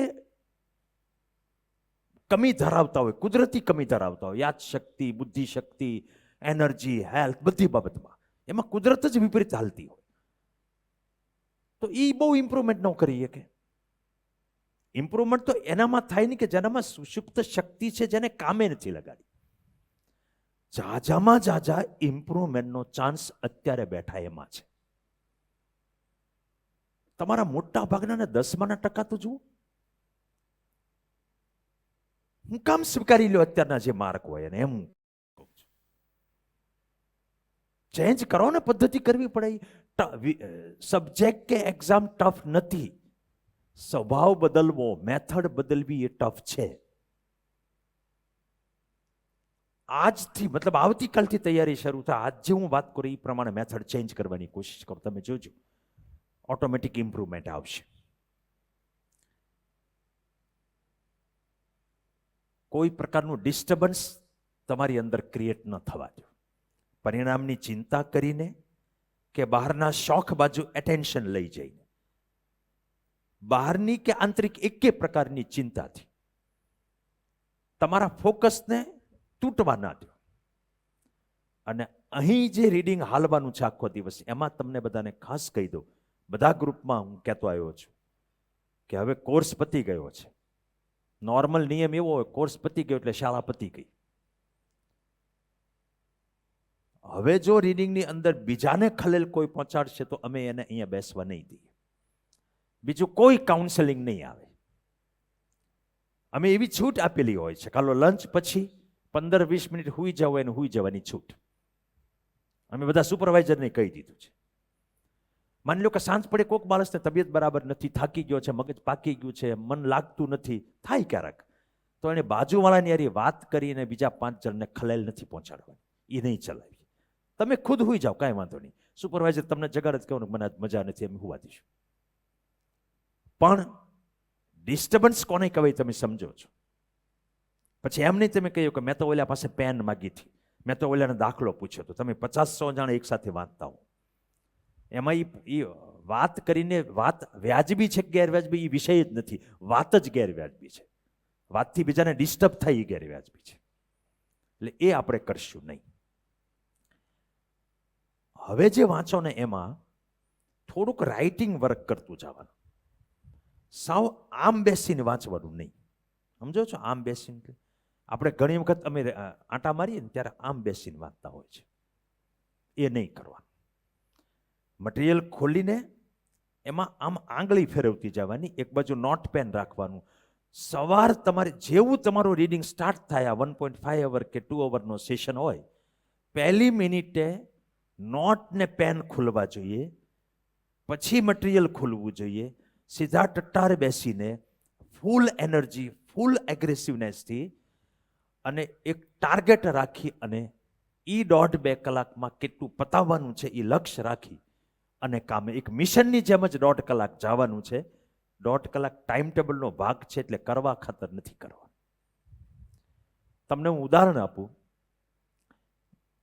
ગયા વખતનું, કે એક ક્લાસમાં હું સૂચના આપવા ગયો. એ બધા છોકરાઓ પ્રમાણમાં સારા માર્કવાળા હતા અને એની ટેસ્ટને લઈને મારે કંઈક સૂચના આપવી હતી. રૂમમાં 40 છોકરાઓ બેઠા છે, બાળકો, છોકરા છોકરી બધું છે. એ બધા એના મટીરિયલમાં ને લખવામાં ને આમ કંઈક નાનું મોટું પાના ફેરવીને અહીંયા શું લખ્યું છે ને અહીંયા શું કહેવા માંગે, કોઈક રેફરન્સ બુક ખોલીને એટલા બધા અંદર ઓતપ્રોત થઈ ગયેલા હતા. હું બાવણું ખોલીને અંદર ગયો, નો વન નોટિસ મી. આપણી જ સ્કૂલના બાળકોની વાત કરું છું, તમને ખ્યાલ આવે એટલે કહું છું. કોઈએ ધ્યાન જ નથી દીધું કે કોણ આવ્યું છે. કોકથી કદાચ જોવાઈ ગયું હોય તો તરત જ એનામાં, કારણ કે એ એની આંખે જોયું હોય, એના મને ન જોયું હોય, મન તો આમાં જ હોય. મને એમ થયું આને મારે સૂચના કેમ આપવી, એટલે ઘડીક મેં સ્ટેજ ઉપર આમથી આમાં આંટા માર્યા, તોય કોઈનામાં કાંઈ અસર જ નહીં. કાંઈક કહેવા જેવો મોકો તો મળવો જોઈએ ને. પછી મેં અંદર આંટા માર્યા, ઓલા 2 વોકવે હોય ને, બેન્ચની 3 રો હોય, 3 કોલમ વચ્ચે, છેક છેલ્લે સુધી આંટો. હવે આંટા મારવા જઈને તમને ખબર પડે, અહીંયા છોકરો બેઠો ને અહીંથી હું નીકળતો. કોકની હારી તો એના ગોઠણ હારી મારો ગોઠણ ભટકાણો હોય. મારા બેટા ઊંચું જોવે જ નહીં કોઈ. અને કાંઈ હારા થવા માટે આવું નહોતા કરતા, હો, તમને કહી દઉં. એ એની લાઈફ સ્ટાઈલ હતી, એની લર્નિંગ સ્ટાઈલ હતી.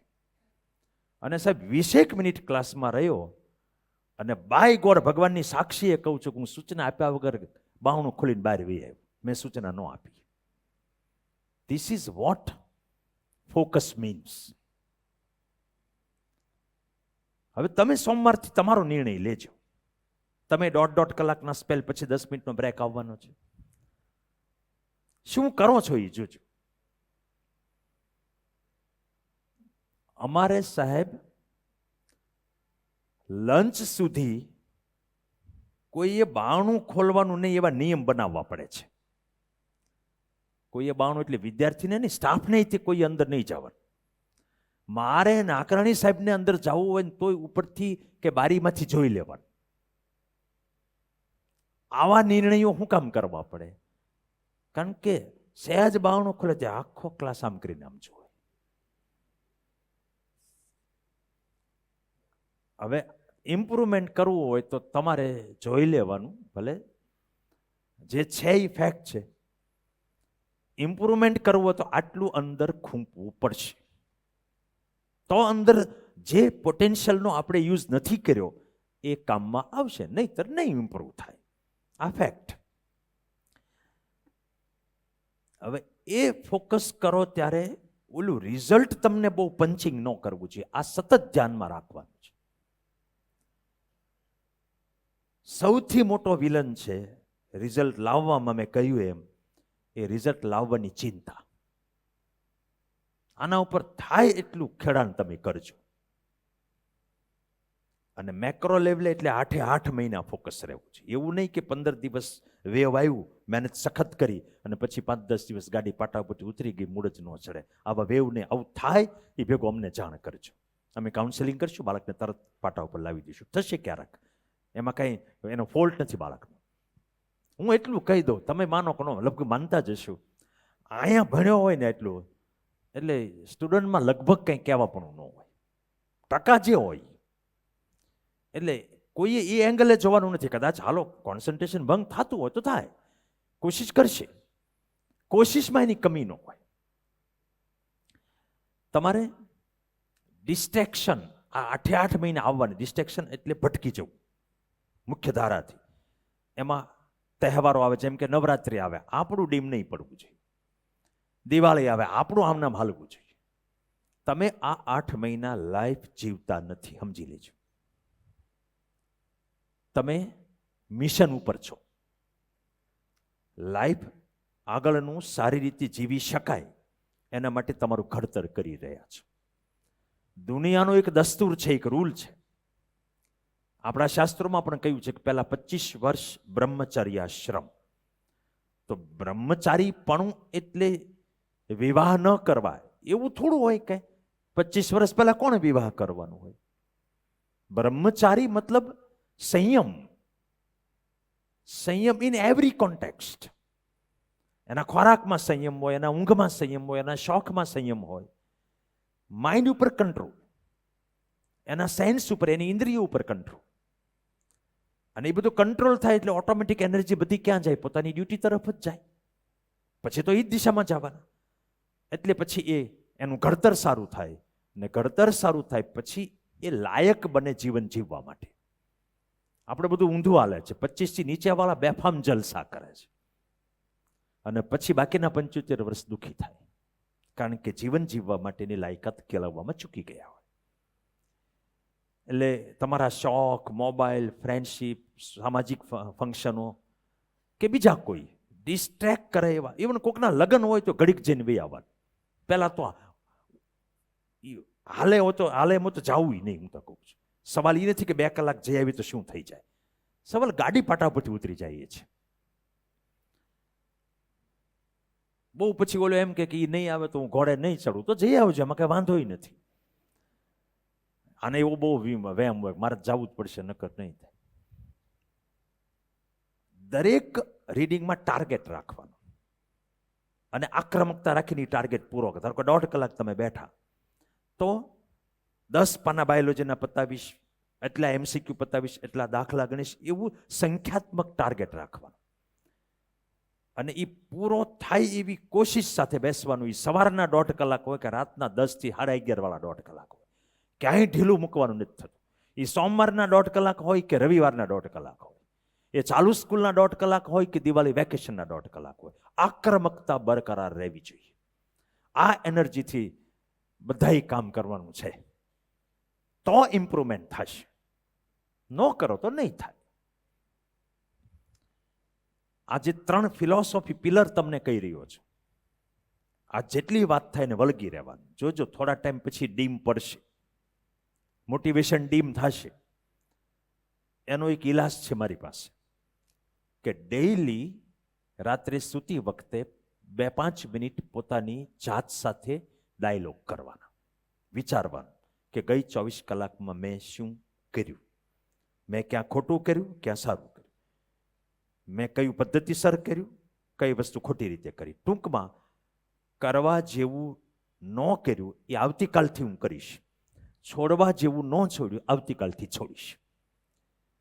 આ ટાર્ગેટ સાથે સુવાનું અને રોજ સંઘર્ષ કરવા, કારણ કે ગ્રો થવું છે. ગ્રો થવામાં સંઘર્ષ રહેવાનો, પેન લેવા પડશે.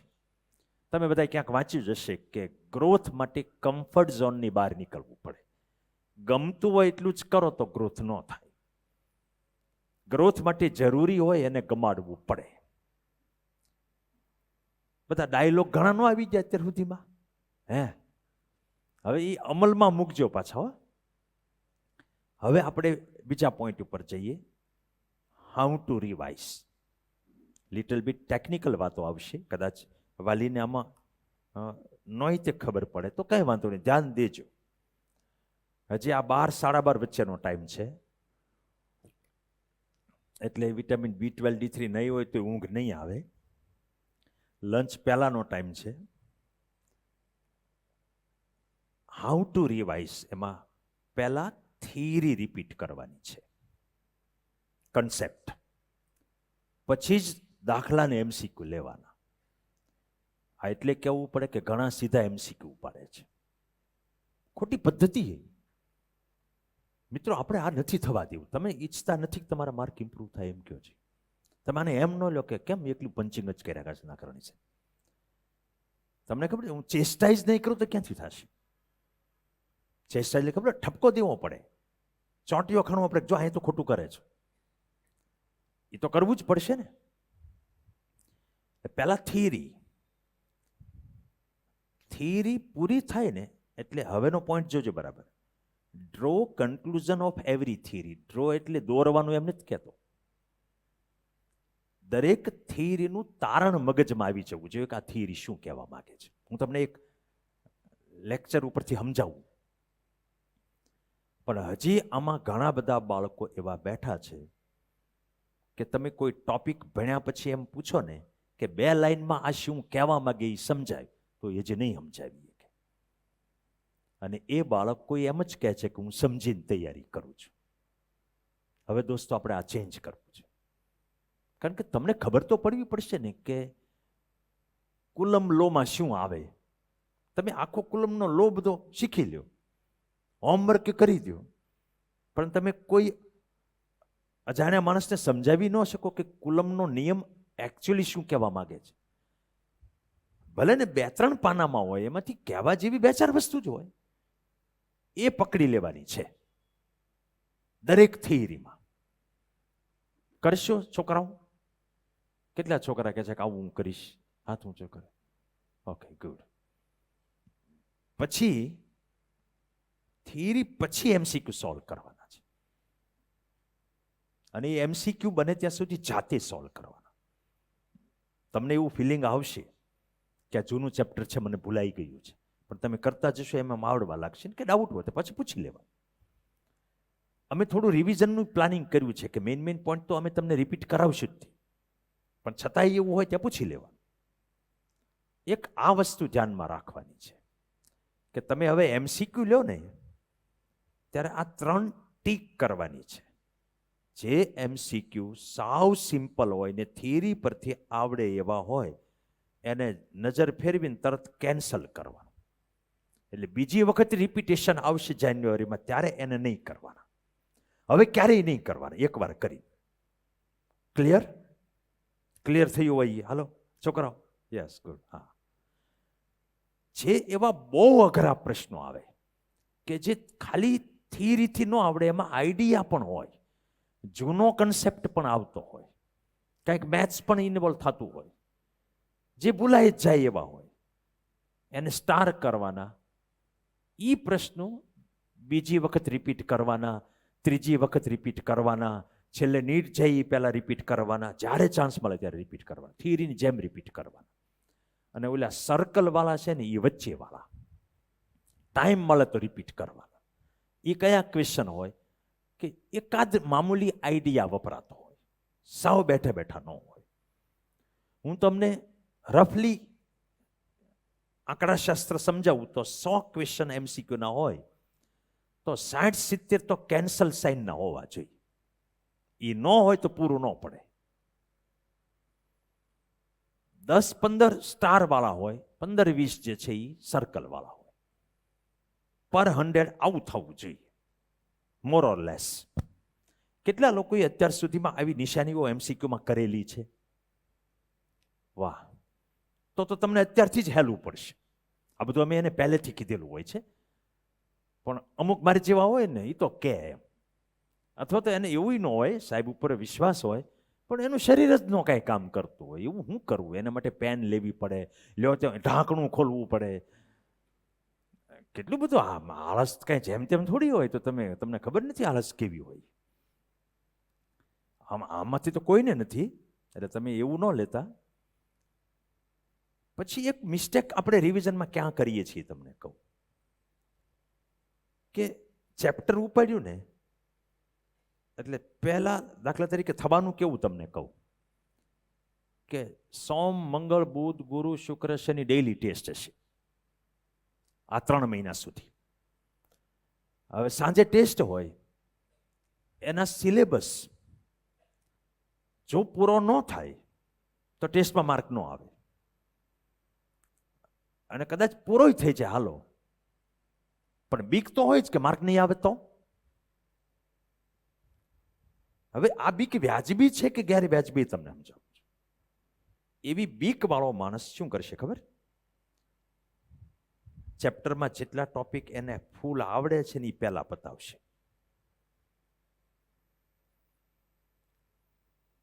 શું કામ? કે 100 માર્કની ટેસ્ટ છે તો 60-70નું તો કવર થઈ ગયું. કદાચ સાંજે સિલેબસ ન પતે તો વાંધો નહીં.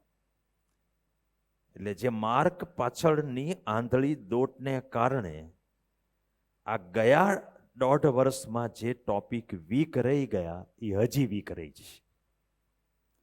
અને આ લાસ્ટ ચાન્સ છે વીક ટોપિકને સ્ટ્રોંગ કરવાના.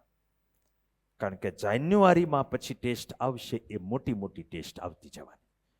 પછી એક ચેપ્ટરને ક્યારેક કલાક મળશે, કોક રાઉન્ડમાં અડધી કલાક મળશે, પરીક્ષા વખતે તો 10 મિનિટ જ એક ચેપ્ટરને મળશે. અત્યારે એક ચેપ્ટરને 8-8, 10-10 કલાક મળવાની છે. એટલે બધું પતી જવાનું છે ને સ્પીડ રાખીને પતાવી દેવાનું. પણ વીક પોર્શન પકડીને એ પહેલા તૈયાર કરવા. એમાં ભલે થોડોક ટાઈમ વધારે જાય. શું કરવાનું એ તમને કહું કે સોમવારે તમે ઘરે ગયા, સાંભળજો જરા. હવે મંગળવારે ધારો કે કેમિસ્ટ્રી છે, તો સોમવારે તમે ફ્રેશ થઈને વાંચવા બેસો એ પહેલા 5 મિનિટ પ્લાનિંગ બનાવો. આવતીકાલે 4 વાગે કેમિસ્ટ્રીની ટેસ્ટ છે. આ અત્યારે 7:30 વાગ્યા છે રાતના, સોમવારની વાત કરું. તમારી પાસે ઘરે 3 કલાક 3.5 કલાક કામ કરવાના છે. સ્કૂલે આવીને 6-7 કલાક કામ કરશો એટલે 8-10 કલાકનું કામ થશે. એ જેટલા કલાક છે અમે મટીરિયલ લઈ લો, તમારું ટોપિક ઉપર નજર ફેરવી લો, પછી એલોટ કરી નાખો. આને એટલી મિનિટ આપવી, આને અડધો કલાક આપવો, આને કલાક આપવો, એ પ્રમાણે પ્લાનિંગ કરી નાખો 5 મિનિટમાં. એ પાનું લઈને જ વાંચવાનું. એ ટાઈમમાં ઓલું પતાવતું જવાનું જેટલું તમે નક્કી કર્યું. આ બધાય કરવાનું છે. અને એમાં તમારે વીક ટોપિક તમારો જે હોય એ પહેલા ઉપાડવાનો. પ્લાનિંગ વગર કોઈએ તૈયારી કરવાની નથી. વાલી જો ધ્યાન રાખવા, આમ તો તમે કરશો ને છોકરાઓ, એવું કેટલા કરશે? આ હું ટ્રાય કર્યા કરું છું, જાગે છે ને એમ, બાકી કઈ વારા ઘણી હાથ નો ઊંચા કરાવવાના હોય, કરવાના જ હોય ને. હું કેવું વારી કરીશ કે નહીં? તો એમાં આળસ નહીં રાખતા મારા બાપે, બહુ ડાયો હો. આ કરવાનું છે, એનાથી ઓલું 1.5 કલાકની સ્પીડે રહેશે. અને આની પછીનો પોઈન્ટ એ છે કે લેક્ચર વાઇઝ પ્રિપેર કરવાનું છે. ધારો કે 14 લેક્ચરનું 12મા ધોરણનું પહેલું ચેપ્ટર હોય તો તમારે લેક્ચરને ટાઈમ આપી દો. આ લેક્ચરનો અડધો કલાક, આ લેક્ચરમાં 15 મિનિટ, આ લેક્ચરમાં કલાક, એમ ટાઈમ ફાળવી દો. આ રાઉન્ડમાં જ તે લેક્ચર પ્રમાણે તૈયારી કરવાની છે, જાન્યુઆરીમાં નહીં. તમે સમજો છો ને લેક્ચર પ્રમાણે તૈયારી એટલે શું? મોડ્યુલ પ્રમાણે તૈયારીનો મતલબ એ થાય કે પહેલા બધી થિયરી પતાવો, પછી બધા ન્યુમેરિકલ પતાવો, પછી બધા MCQ પતાવો. આમાં એમ નથી કરવાનું. આમાં આવી રીતે કરવાનું. જો અમારો ફિઝિક્સના એક લેક્ચર છે, લેક્ચર 2, તો એમાં થિયરી ટોપિક 4, 5.1, 5.2, 5.3 એ પતાવવાના. એના મેઇન પોઈન્ટ ગ્રાસ્પ કરી લેવાના. પછી લેવાના એક ન્યુમેરિકલ. એ આમાં કીધા હોય, text illustration, text exercise, NCERT exemplar, VSQ, JEE advance, આ બધા મોડ્યુલમાં અલગ અલગ જગ્યાએ હોય.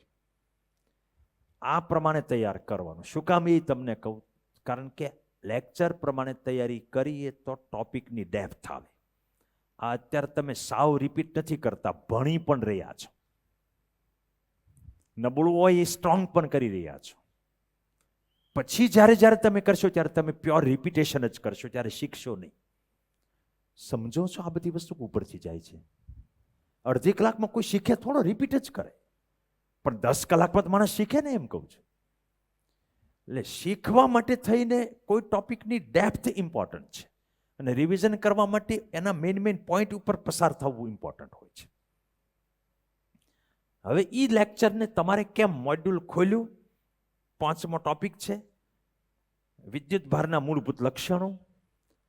પછી તમારે કાંઈ આખું વાંચવામાં નહીં પડવાનું. તમને ખબર હોય કે આમાં એક લક્ષણ છે એડિટિવિટી, કે ચાર્જને એડ કરીએ કે સબટ્રેક્ટ કરીએ કે, તો એટલું પોર્શન જવા દેવા. નહીતર આવા ઘાટા અક્ષરે લખેલું હોય ને એટલું નજર ફેરવવાની, પછી જવા દેવા. માની લો કે તમને મગજમાં જ ન આવ્યું તો ફટાફટ નજર ફેરવી લેવાય. તમને એ ખબર હોવી જોઈએ આ એવો ટોપિક છે કે જે ટોપિકની વચ્ચેથી કંઈ ન પૂછાય, કે ન તમને બોર્ડમાં આખી આખી ટૂંકનોંધ પૂછાય એની. એટલે જેવી શક્યતા એક્ઝામમાં હોય એ પ્રમાણે ટાઈમ એલોટ કરવાનો છે. ધારો કે બીજો પોઈન્ટ છે, બીજો ગુણધર્મ, ચાર્જ ઇઝ કન્ઝર્વ, કે વિદ્યુત ભાર સંરક્ષણ થાય. હવે તમે આમ વિચાર, તમને ખબર છે કે વિદ્યુત ભાર છે એકમાંથી બીજામાં ટ્રાન્સફર થાય, એ નાશ ન થાય અને ઉત્પન્ન ન થાય, તો અંદર વાંચીને શું કામ છે? એ તો એ કે છે, અગાઉ તમે એ તો બધું કરી ચૂક્યા હોવ છો, એટલે એ જાય તમારું.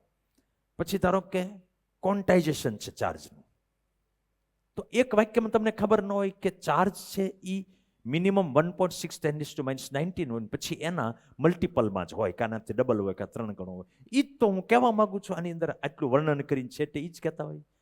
તો ખોટું ડિસ્ક્રિપ્શનમાં ટાઈમ નહીં બગાડવા.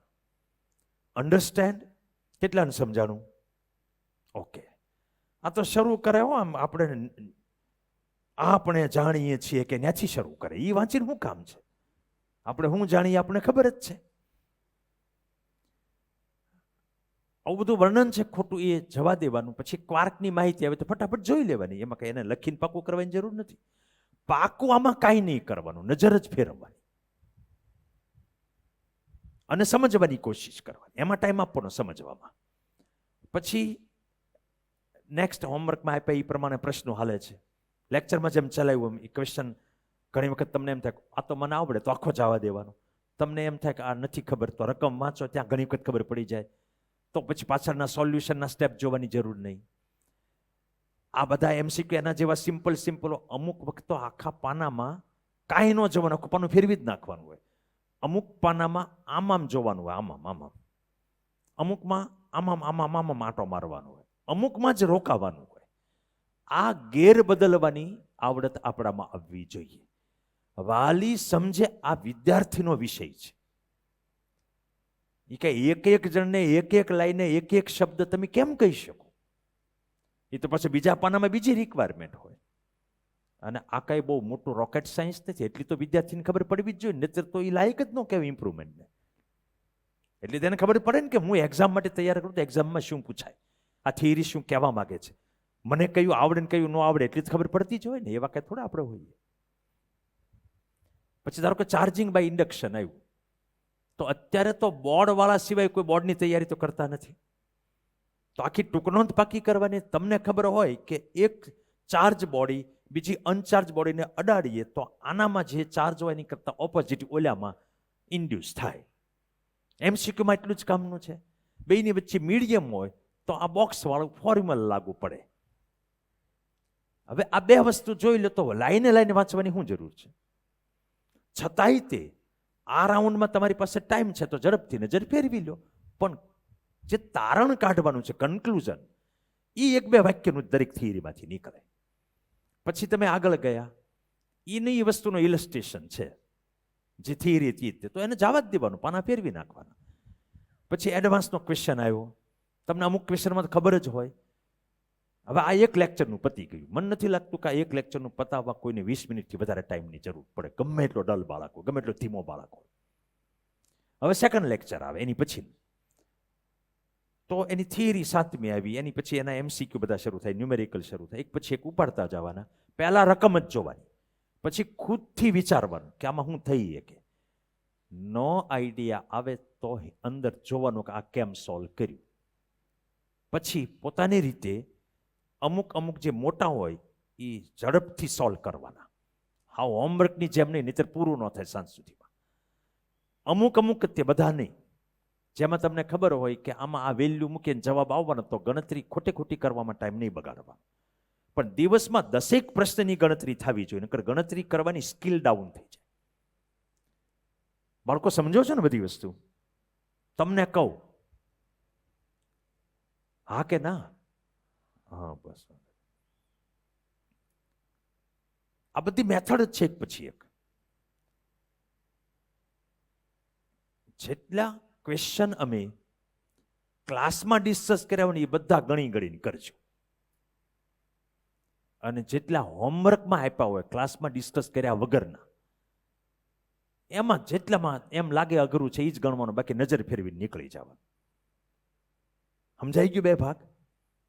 શું કામ એ તમને કહું, ક્લાસમાં અમે બધી નવી નવી મેથડ કરાવી હોય અને હોમવર્કમાં એ મેથડ પર આધારિત પ્રશ્નો પૂછ્યા હોય. એટલે આધારિત તો કરો કે ન કરો હાલે, મેઇન મેથડ બધી રિપીટ થઈ જવી જોઈએ.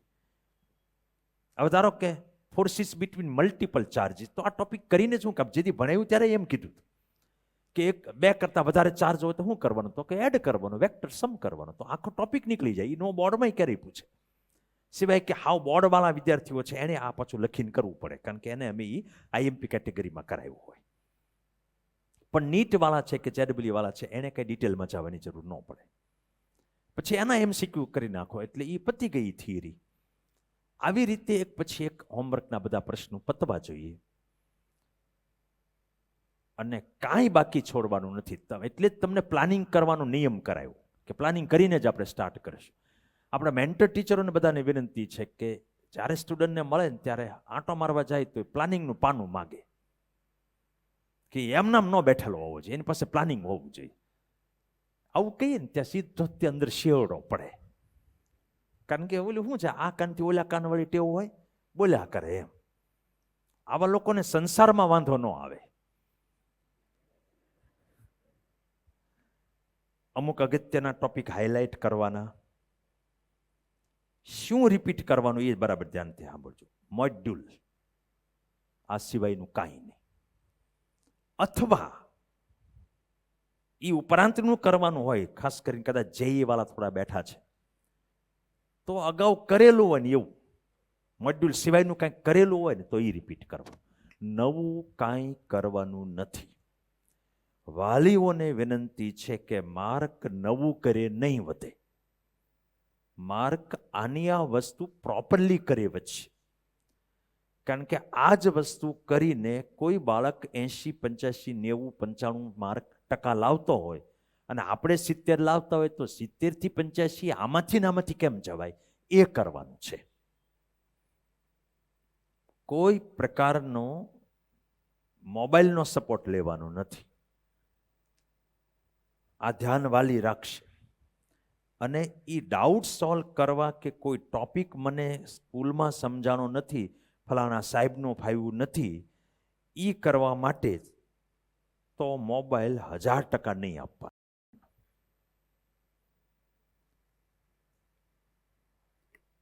એની કરતાં એમ કહી દે ને કે હું કંટાળ્યું છું, મને 15 મિનિટ આપો ને મારે ગીત સાંભળવા, તો એમ આપજો. ભણવાને રવાડે ચડાવવાના નથી. અમે બધા અહીંયા બેઠા છીએ, અમને પૂછી લેવાનું. આ સ્ટ્રિક્ટલી ફોલો કરજો. કોઈ એક્સ્ટ્રા સગાવાલાનું મટીરિયલ લાવીને દેતા નહીં. નવા ક્વેશ્ચન સોલ્વ કરવા માટે અમે પેપર આપીએ, એમાં જે નવા હોય એ સોલ્વ કરજો. બાકી કાંઈ નવું કરવાનું નથી. આવતીકાલથી લઈને મે મહિનાના ફર્સ્ટ વીક સુધીમાં લગભગ માર્કેટમાં સારી રેફરન્સ બુક છે, એના ઘણા ખરા પ્રશ્નો તમારા પેપરમાં આવી ગયા. કમ્પલસરી ઓલું પ્લાનિંગ કરશો ને એટલે સિલેબસ ફિનિશ કરવા. 1 કલાક સ્પેર જ રાખવાનો તમારા પ્લાનિંગમાં, કે તમારી ટેસ્ટ 5 વાગે શરૂ થવાની હોય તો 4 વાગે સિલેબસ પતે એવું જ પ્લાનિંગ કરજો. 1 કલાક ફ્રી રાખજો એટલે વધઘટ બધું ત્યાં થઈ શકે.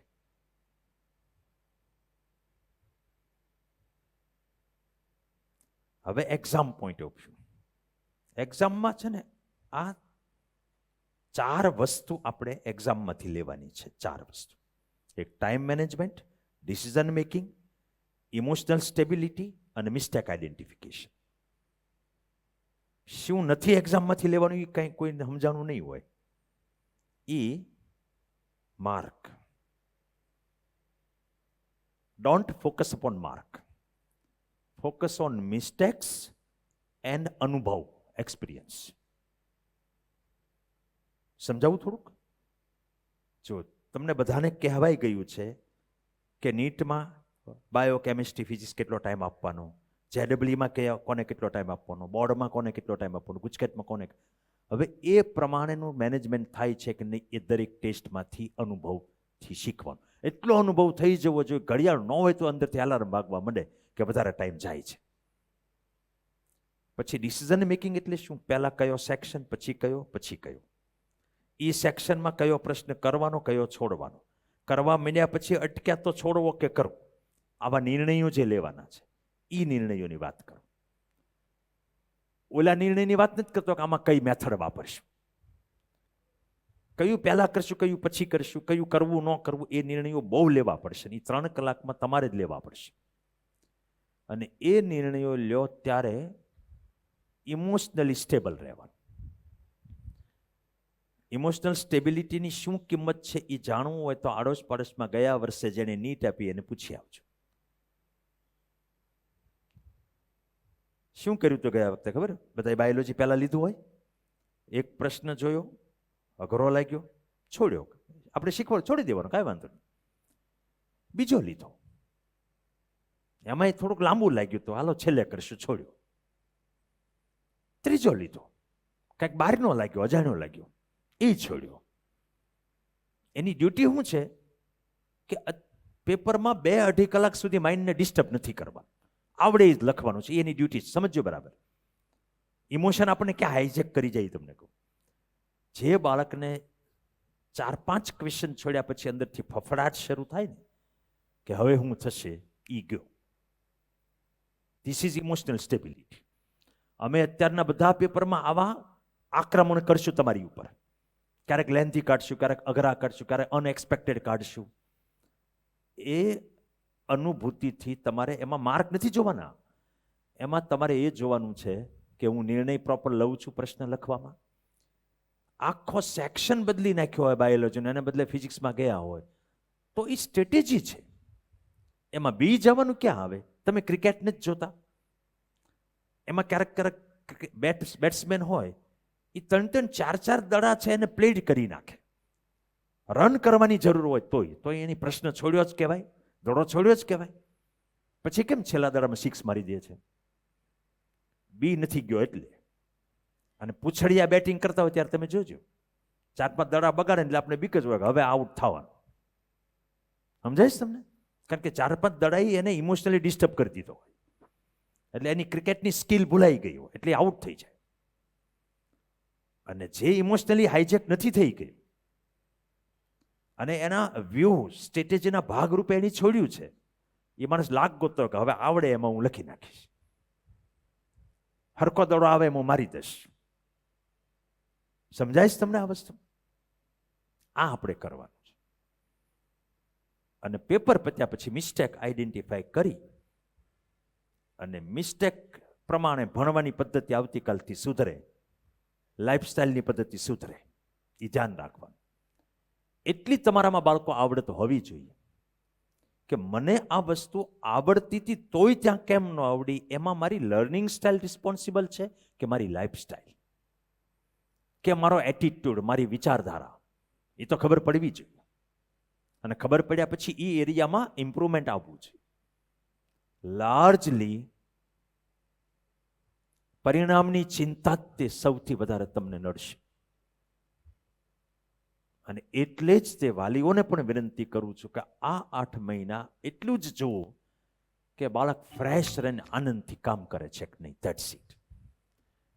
ગણતરી ન કર્યા કરો કેટલા માર્કે મળશે ને કેટલા હવે ઘટે છે ને ઓલાને કેટલા આવ્યા ને, એમાં પ્લીઝ ન પડો. નુકસાન સિવાય એમાં કાંઈ નથી થવાનું. અને તમે એટલું ખાલી પૂછો ને કે તારે કેટલા આવ્યા, ત્યાં સુધી તો વાંધોય નહીં. હજી ઓલાને કેટલા આવ્યા, હવે ઓલાને જો સારા આવ્યા હોય તો આપણે પછી રહી નથી એકતા, તો થોડાક બેટા આપણે ધ્યાન દેજે હો. તમે એટલું જ કહો, તમે હારા માટે જ કહો છો. તમને ખબર નથી કે કેટલા દિવસ તમારા બાળકના બગાડે છે. એટલે એ બંધ કરો. અમે માંડ આ 2 પડ છૂટા પાડીએ, કર્મ અને ફળ, જેથી કરીને કર્મ સારું થાય. કર્મ સારું થાય તો ફળ સારું મળે, ત્યાં તેમ ચોંટાડી દો. અને પછી તો છોકરા એ જ ચિંતા કર્યા કરે. એટલે આપણે બધાએ સુધરવાનું છે. અમે પૂછશું, પણ અમે શું કામ પૂછશું કે જેથી કરીને કર્મ સુધરે, કે તું અહીંયા ધ્યાન રાખે. અને તમારે જોવાનું છે, પણ જોવાનું શું છે? માર્ક નહીં, મિસ્ટેક. એ મિસ્ટેક બીજે દિવસે ઇમ્પ્રૂવ થાય એ કોશિશ કરવાની. હવે ત્રીજો પિલર જે છે એ પ્યોર બોડી. પ્યોર એટલે હેલ્ધી બોડી. હેલ્ધી બોડીનું ઇમ્પોર્ટન્સ મેમરી માટે, ફોકસ માટે, એનર્જી માટે, પોઝિટિવિટી માટે, સેલ્ફ કોન્ફિડન્સ માટે, આઈડિયા જનરેશન માટે, ગણતરીની ને વાંચવાની સ્પીડ માટે, એવરીવેર હેલ્ધી બોડીની જરૂરિયાત છે. એટલે સબ્જેક્ટને હેલ્ધી બનાવવા માટે આ સબ્જેક્ટને હેલ્ધી બનાવો.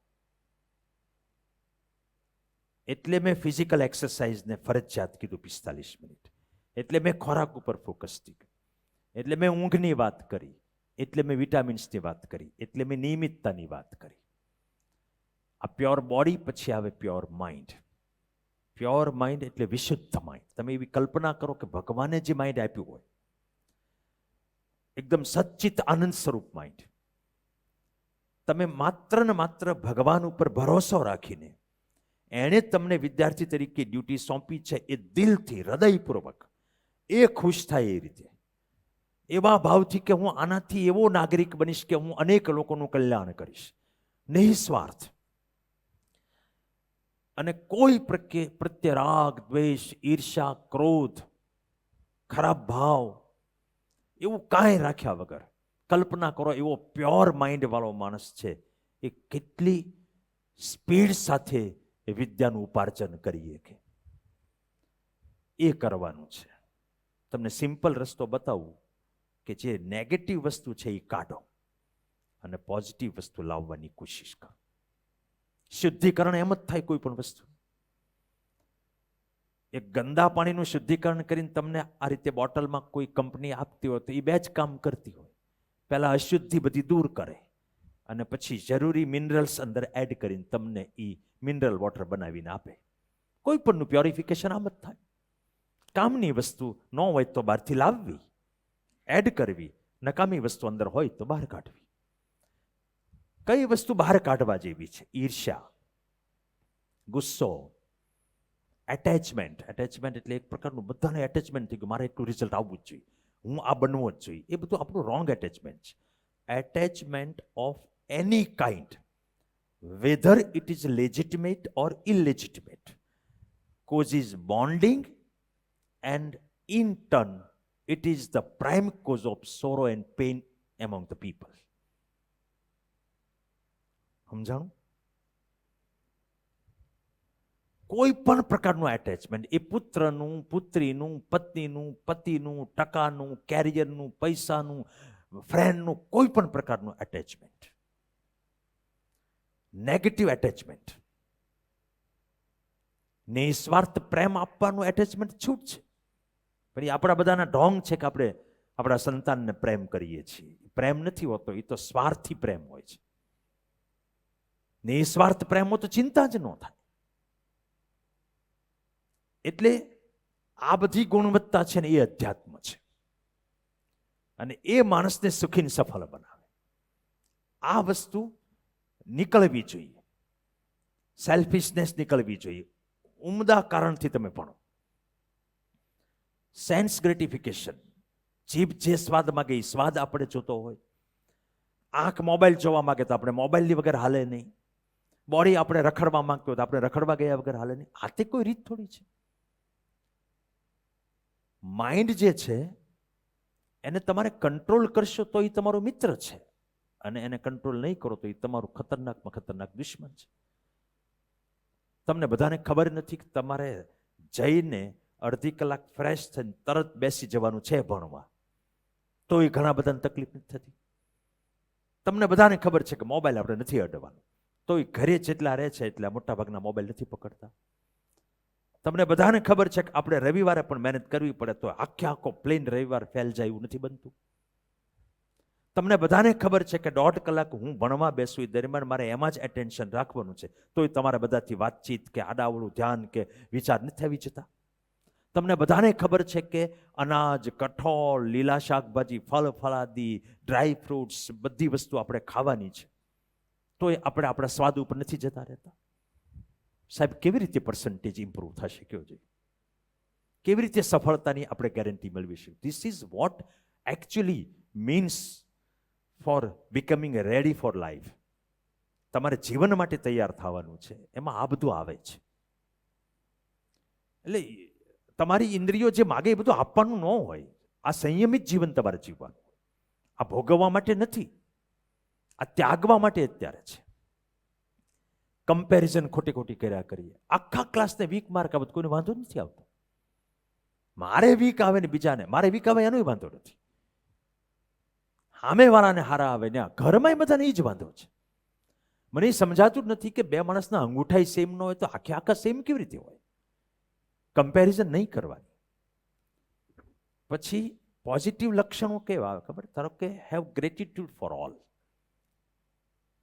જેટલા લોકો જીવનમાં તમે જોજો ધારી સફળતા નથી મેળવતા ને, તમારી વાત નથી, હું ઇન જનરલ કહું છું, એ બધાને નિષ્ફળતા પાછળ એની પોતાની સિવાય બીજા અનેક કારણોનું લિસ્ટ એમની પાસે હોય છે. સમજાણું? થોડુંક અઘરું વાક્ય પડ્યું. કાં ફલાણા સાહેબે બરાબર ભણાવ્યું ને એટલે વિષયમાં માર્ક નથી આવતા, કાં તો ક્લાસમાં વાંચવાનું પ્રોપર વાતાવરણ નથી એટલે નથી આવતા, કાં તો હોસ્ટેલમાં પ્રોપર નથી એટલે નથી આવતા, કાં તો મમ્મી પપ્પા ટક ટક કર્યા કરે એટલે નથી આવતા, કાં તો મારી હેલ્થ બરાબર નથી એટલે નથી આવતા. ટૂંકમાં એવું બહુ રેર કેસમાં જે વુડ બી ફેલ્યોર માણસો હોય એની વાત કરું, જેની નિષ્ફળ થવાની શક્યતા વધારે છે, એવા લોકોની મેન્ટાલિટીની વાત કરું કે એને જ્યારે અપેક્ષા કરતા નીચું રિઝલ્ટ આવે ત્યારે એને મનમાં દુનિયા જ દેખાય. એ માણસ ક્યારેય નિષ્ફળતાને સફળતામાં કન્વર્ટ નહીં કરી શકે. નિષ્ફળતા જ્યારે મળે અથવા તો કોઈ પણ વસ્તુ અણગમતી આપણી સાથે થાય, આપણા વિચારોથી વિપરીત કોઈ બિહેવ કરે, ત્યારે હંમેશા પહેલા આપણી સામે જોવું જોઈએ કે મારામાં ક્યાં ફોલ્ટ છે. આ એનાથી ઉપરની વસ્તુ થઈ ગ્રેટિટ્યુડ ફોર ઓલ. તમે ખાલી 15 દિવસ અખતરો કરો કે સાંજે જઈને ઘરે 5 મિનિટ એક બુક લઈ એમાં 10 ગ્રેટિટ્યુડ લખો. ગ્રેટિટ્યુડ મતલબ થેન્ક્સ, કે થેન્ક યુ મમ્મી તે મને આજ આ રસોઈ ખવડાવી, થેન્ક યુ ડ્રાઈવર ભાઈ તમે સ્કૂલે મને ઘરે પહોંચાડ્યો, થેન્ક યુ સુપરવાઇઝર તમે આખો દિવસ અમારું ધ્યાન રાખ્યું, થેન્ક યુ રસોઈયા ભાઈ તમે અમને સ્કૂલમાં સારી રસોઈ જમાડી. તમને ખરાબ લાગી હોય, બનાવવા વાળી તો હારી જ બનાવી હોય ને, એને શું મળી જવાનું ખરાબ રસોઈ બનાવીને? આપણે બધાને બહુ તકલીફ છે બધું જોવાની. એક ડોક્ટર ખરાબ ટ્રીટમેન્ટ આપીને એને શું મળી જવાનું? એ હારી જ ટ્રીટમેન્ટ આપતા હોય ને. કાંઈક દર્દીમાં કંઈક થાય સીધા ડોક્ટર ઉપર આક્ષેપ. સમાજ બહુ ખતરનાક દિશામાં જઈ રહ્યો છે. કોઈ પણ ઘટના બને એટલે બધા માથે જ ચડી જાય છે અને એવું માની જ લેશે કે બસ આનો વાંક જ હોય. સમજવા નથી કોશિશ કરતા ઘટનાની કે આમાં કયા કયા ફેક્ટર જવાબદાર હોઈ શકે છે. તમે ઇવન કંઈક ટકા ઈચ્છતા હોવ ને તો એ લખી નાખો તમારા રીડિંગ રૂમમાં અને એનો રોજ આભાર માનો, સૂતી વખતે અને જાગતી વખતે, કે ભગવાન આભાર તારો કે તે મને મેડિકલમાં એડમિશન અપાવી દીધું. એવી કલ્પના કરો કે મેડિકલ કોલેજમાં તમે આટા મારતા હો, ત્યાં ભણતા હો, એ બધી કલ્પના કરો. ચિંતાથી ઘેરાઈ ન જાઓ. મનમાં જે ભર્યું હશે એ સબકોન્શિયસ માઇન્ડમાં જશે અને સબકોન્શિયસ માઇન્ડની ટ્રેમેન્ડસ તાકાત છે, એ ડાયરેક્ટ ભગવાનનું સ્વરૂપ છે. તમે જે વિચારશો એ જ થશે. તમને એમ થશે કે મને ફલાણા સબ્જેક્ટમાં બહુ બીક લાગે અને એનાથી તમારું મન ગ્રસિત થયેલું હશે તો એ સબ્જેક્ટમાં તમારું ભલું થવાનું જ નથી ક્યારેય. એને બદલે તમે પોઝિટિવ વસ્તુ મનમાં ભરી હશે તો પોઝિટિવ થશે. What you think you will become. થોડું ઉમદા હેતુ રાખો જીવનના, બીજાના ભલા માટે. પોતાના સ્વાર્થનું એટલું બધું પ્રાયોરિટી ના રાખો. રિસ્પેક્ટ બધા પ્રત્યે રાખો અને સેલ્ફ કોન્ફિડન્સ રાખો, આત્મવિશ્વાસ. ભલે ન આવડે તો ન આવડે, પણ કાંઈક તો આવડે કે ન આવડે. મારો કહેવાનો મતલબ એટલો છે કે હું ધારો કે ક્રિકેટર હોઉં ને હું દાવ લેવા જાઉં, સામેની ટીમમાં 1-2 બોલર એવા હોય કે જેને મને બહુ આઉટ કર્યો હોય તો મને એની બીક હોય, પણ સામે બીજા બોલર હોય ને કે જેને હું મારી શકું એમ હોઉં. તો એક ઉમદા ક્રિકેટરની ફરજમાં શું આવે છે કે ઓલા ખતરનાક બોલર છે એમાં હું સેફલી રમીશ, પણ જેમાં હું રમી શકું એમ છે એમાં ભૂકા કાઢી નાખીશ. એને બદલે એ પહેલેથી ડ્રેસિંગ રૂમમાંથી જ બીકમાં હોય તો હારે ઓલાની બોલિંગ આવશે તો શું કરશું, તો એ નબળા બોલરની બોલિંગ આવે એમાંય રન ન કરી શકે. હવે તમને 80% આવડે છે ને 20% અઘરું લાગે છે તો એ અઘરું છોડજો ને. પણ એ 80% તો આત્મવિશ્વાસ હોવો જોઈએ ને. આખામાં શું કામ તમે ડરથી ભરાઈ જાઓ છો અને ડરી જાઓ છો, એને કારણે પછી આવડતું હોય એ ભૂલી જાઓ છો. એટલે આવું થોડુંક તમારા વ્યક્તિત્વમાં ચેન્જ તમારે લાવવાનો છે. કોન્ફિડન્સને સંવર્ધિત કરો, બીકને મોટી ન કરો. પ્યોર થિંકિંગ પણ હોવું જોઈએ. કોઈ પ્રકારની ચિંતા ના. તમારી ડ્યુટી બજાવો, પછી બધું ભગવાન ઉપર છોડો. ફોકસ ઓન ડ્યુટીઝ અને ગોડ ઉપર ભરોસો રાખો. ઘરમાંથી પણ આ શિક્ષણ મળે તો સારું. વાલીઓએ મિનિમમ જે કરવાનું છે એ એટલું છે કે પરિણામ જોવા કરતા પ્રયાસ જોવો. આ પહેલું કામ. એમાં તમને તમારે શું જોવાનું? ઊંઘ બરાબર થાય છે, ખોરાક આપણે કયો એ પ્રમાણે લેવાય છે, એક્સરસાઇઝ કરે છે કે નહીં, વિટામિન્સ બરાબર છે કે નહીં. એક અઠવાડિયામાં વિટામિનના રિપોર્ટ B12 D3 ના કરાવીને અહીંયા જમા કરાવવાના છે બધા. પછી એનો મૂડ જોવો. ભણવામાં ચિંતાગ્રસ્ત દેખાય છે, શરૂઆતમાં મૂડથી મહેનત થતી હતી, એને બદલે વચ્ચે વચ્ચે બ્રેક લે છે, ત્યારે થોડુંક એની હારી બેસો શાંતિથી. બેટા કંઈ તકલીફ છે? ઇરિટેટ ન થઈ જાઓ. સાહેબે કીધું તો 2 કલાક વાંચવાનું, તો 1.5 કલાક ઊભો થયા કરાય. તને ખબર નથી પડતી ક્યાંથી પૈસા આવે સાથે. એવું બધું નહીં કરો. બધી મેન્ટર ટીચરને જાણ કરો. અમે કાઉન્સેલિંગ કરીશું. આપણે બાળકોને સાથે રહેવાનું, સામે નથી રહેવાનું. એક પ્રકારની એડવાઇસ આપવાનું ટાળો.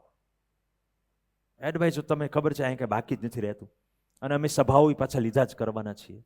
એડવાઇસ વાળું અમારા ઉપર રાખો. તમારે કંઈક કહેવું હોય અમારી એડવાઇસથી અલગ, તો એક રસ્તો છે કે તમે મેન્ટર ટીચરને કહેજો. યોગ્ય લાગશે તમે અહીંયા બધા બાળકોને કહેશો. પણ 2 રીત ન થાય એમ. મોબાઈલ એલાવ કરવાનો નથી, ભણવા માટે તો નહીં જ કરતા. ન માને તો ખાનગીમાં અમારા મેન્ટર ટીચરને મેસેજ કરી દેજો, અમે એમને સમજાવી દઈશું. અમારું સમજે. એટલે જ્યારે જરૂર હોય ત્યારે મેન્ટર ટીચરને સંપર્ક કરો. તો ઓવરઓલ આજે જે આપણે થોડું 2-4 મિનિટમાં રિપીટ કરાવી દો. અમારે શિક્ષકોને ટેવ હોય કે પહેલા વિષયાભિમુખ કરે, પછી વિષયનો અભ્યાસ કરાવે, પછી વિષયાનુવર્તિત કરે.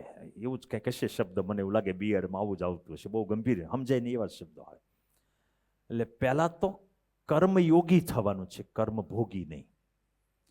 મતલબ કે ભગવાને આપણને વિદ્યાર્થી તરીકે આ કામ સોંપ્યું છે, એ ખુશ થાય એ રીતે એકદમ ફ્રેશ માઇન્ડથી કામ કરવાનું. પરિણામ એ આપશે ગમે ત્યારે. કરેલું ક્યારેય ફોગટ નથી જતું. નિશ્ચિંત રહીને કામ કરવાનું. પછી આ 3 પિલર, હાર્ડવર્ક, સ્માર્ટ વર્ક અને પ્યોર વર્ક. મનને એકદમ વિશુદ્ધ રાખો. કસરત, ખોરાક, ઊંઘ, વિટામિન્સ એ બધું મેન્ટેન કરો. દુનિયાના બીજા બધા ઇન્ટરેસ્ટને થોડો કંટ્રોલ કરો. અને 8 મહિના સુધી લગાતાર તમારું જીવન છે એ તમારી કેરિયર માટે સમર્પિત કરો. અને જ્યાં મુશ્કેલી હોય ત્યાં અમે તમારી સાથે છીએ. તમારા માતા પિતા પણ તમારી સાથે છે. આ કરીએ પછી જે ભગવાન આપે એમાં બધા ખુશ જ હોવા જોઈએ. કારણ કે આવું કર્યું હોય અને પોતાની નિષ્ઠાથી પોતાની ફરજ બજાવી હોય, પછી જે ચિંતા કરે ને એ એવું સાબિત કરે છે કે એને ભગવાન ઉપર ભરોસો નથી. અને જેની ઉપર ભરોસો ન રાખો એ ક્યાંથી તમને હેલ્પ કરે. એટલે આ સત્ય સમજી અને આપણે ગોડ કોન્શિયસ વેમાં એક આદર્શ વિદ્યાર્થીને છાજે રીતે મહેનત કરશું. અને મને વિશ્વાસ છે કે આ બેઠેલા વિદ્યાર્થીઓ ખૂબ ઇમ્પ્રૂવ થશે. અને ઇનફ ટાઈમ છે બધા પાસે. તમે એકવાર હાચા થઈ જાઓ, તમારી ભણવાની પદ્ધતિમાં જ્યાં જ્યાં કમી રહી ગઈ છે એને સુધારો, તો ચોક્કસપણે તમે શ્રેષ્ઠ સફળતા પ્રાપ્ત કરશો. Wish you all the best.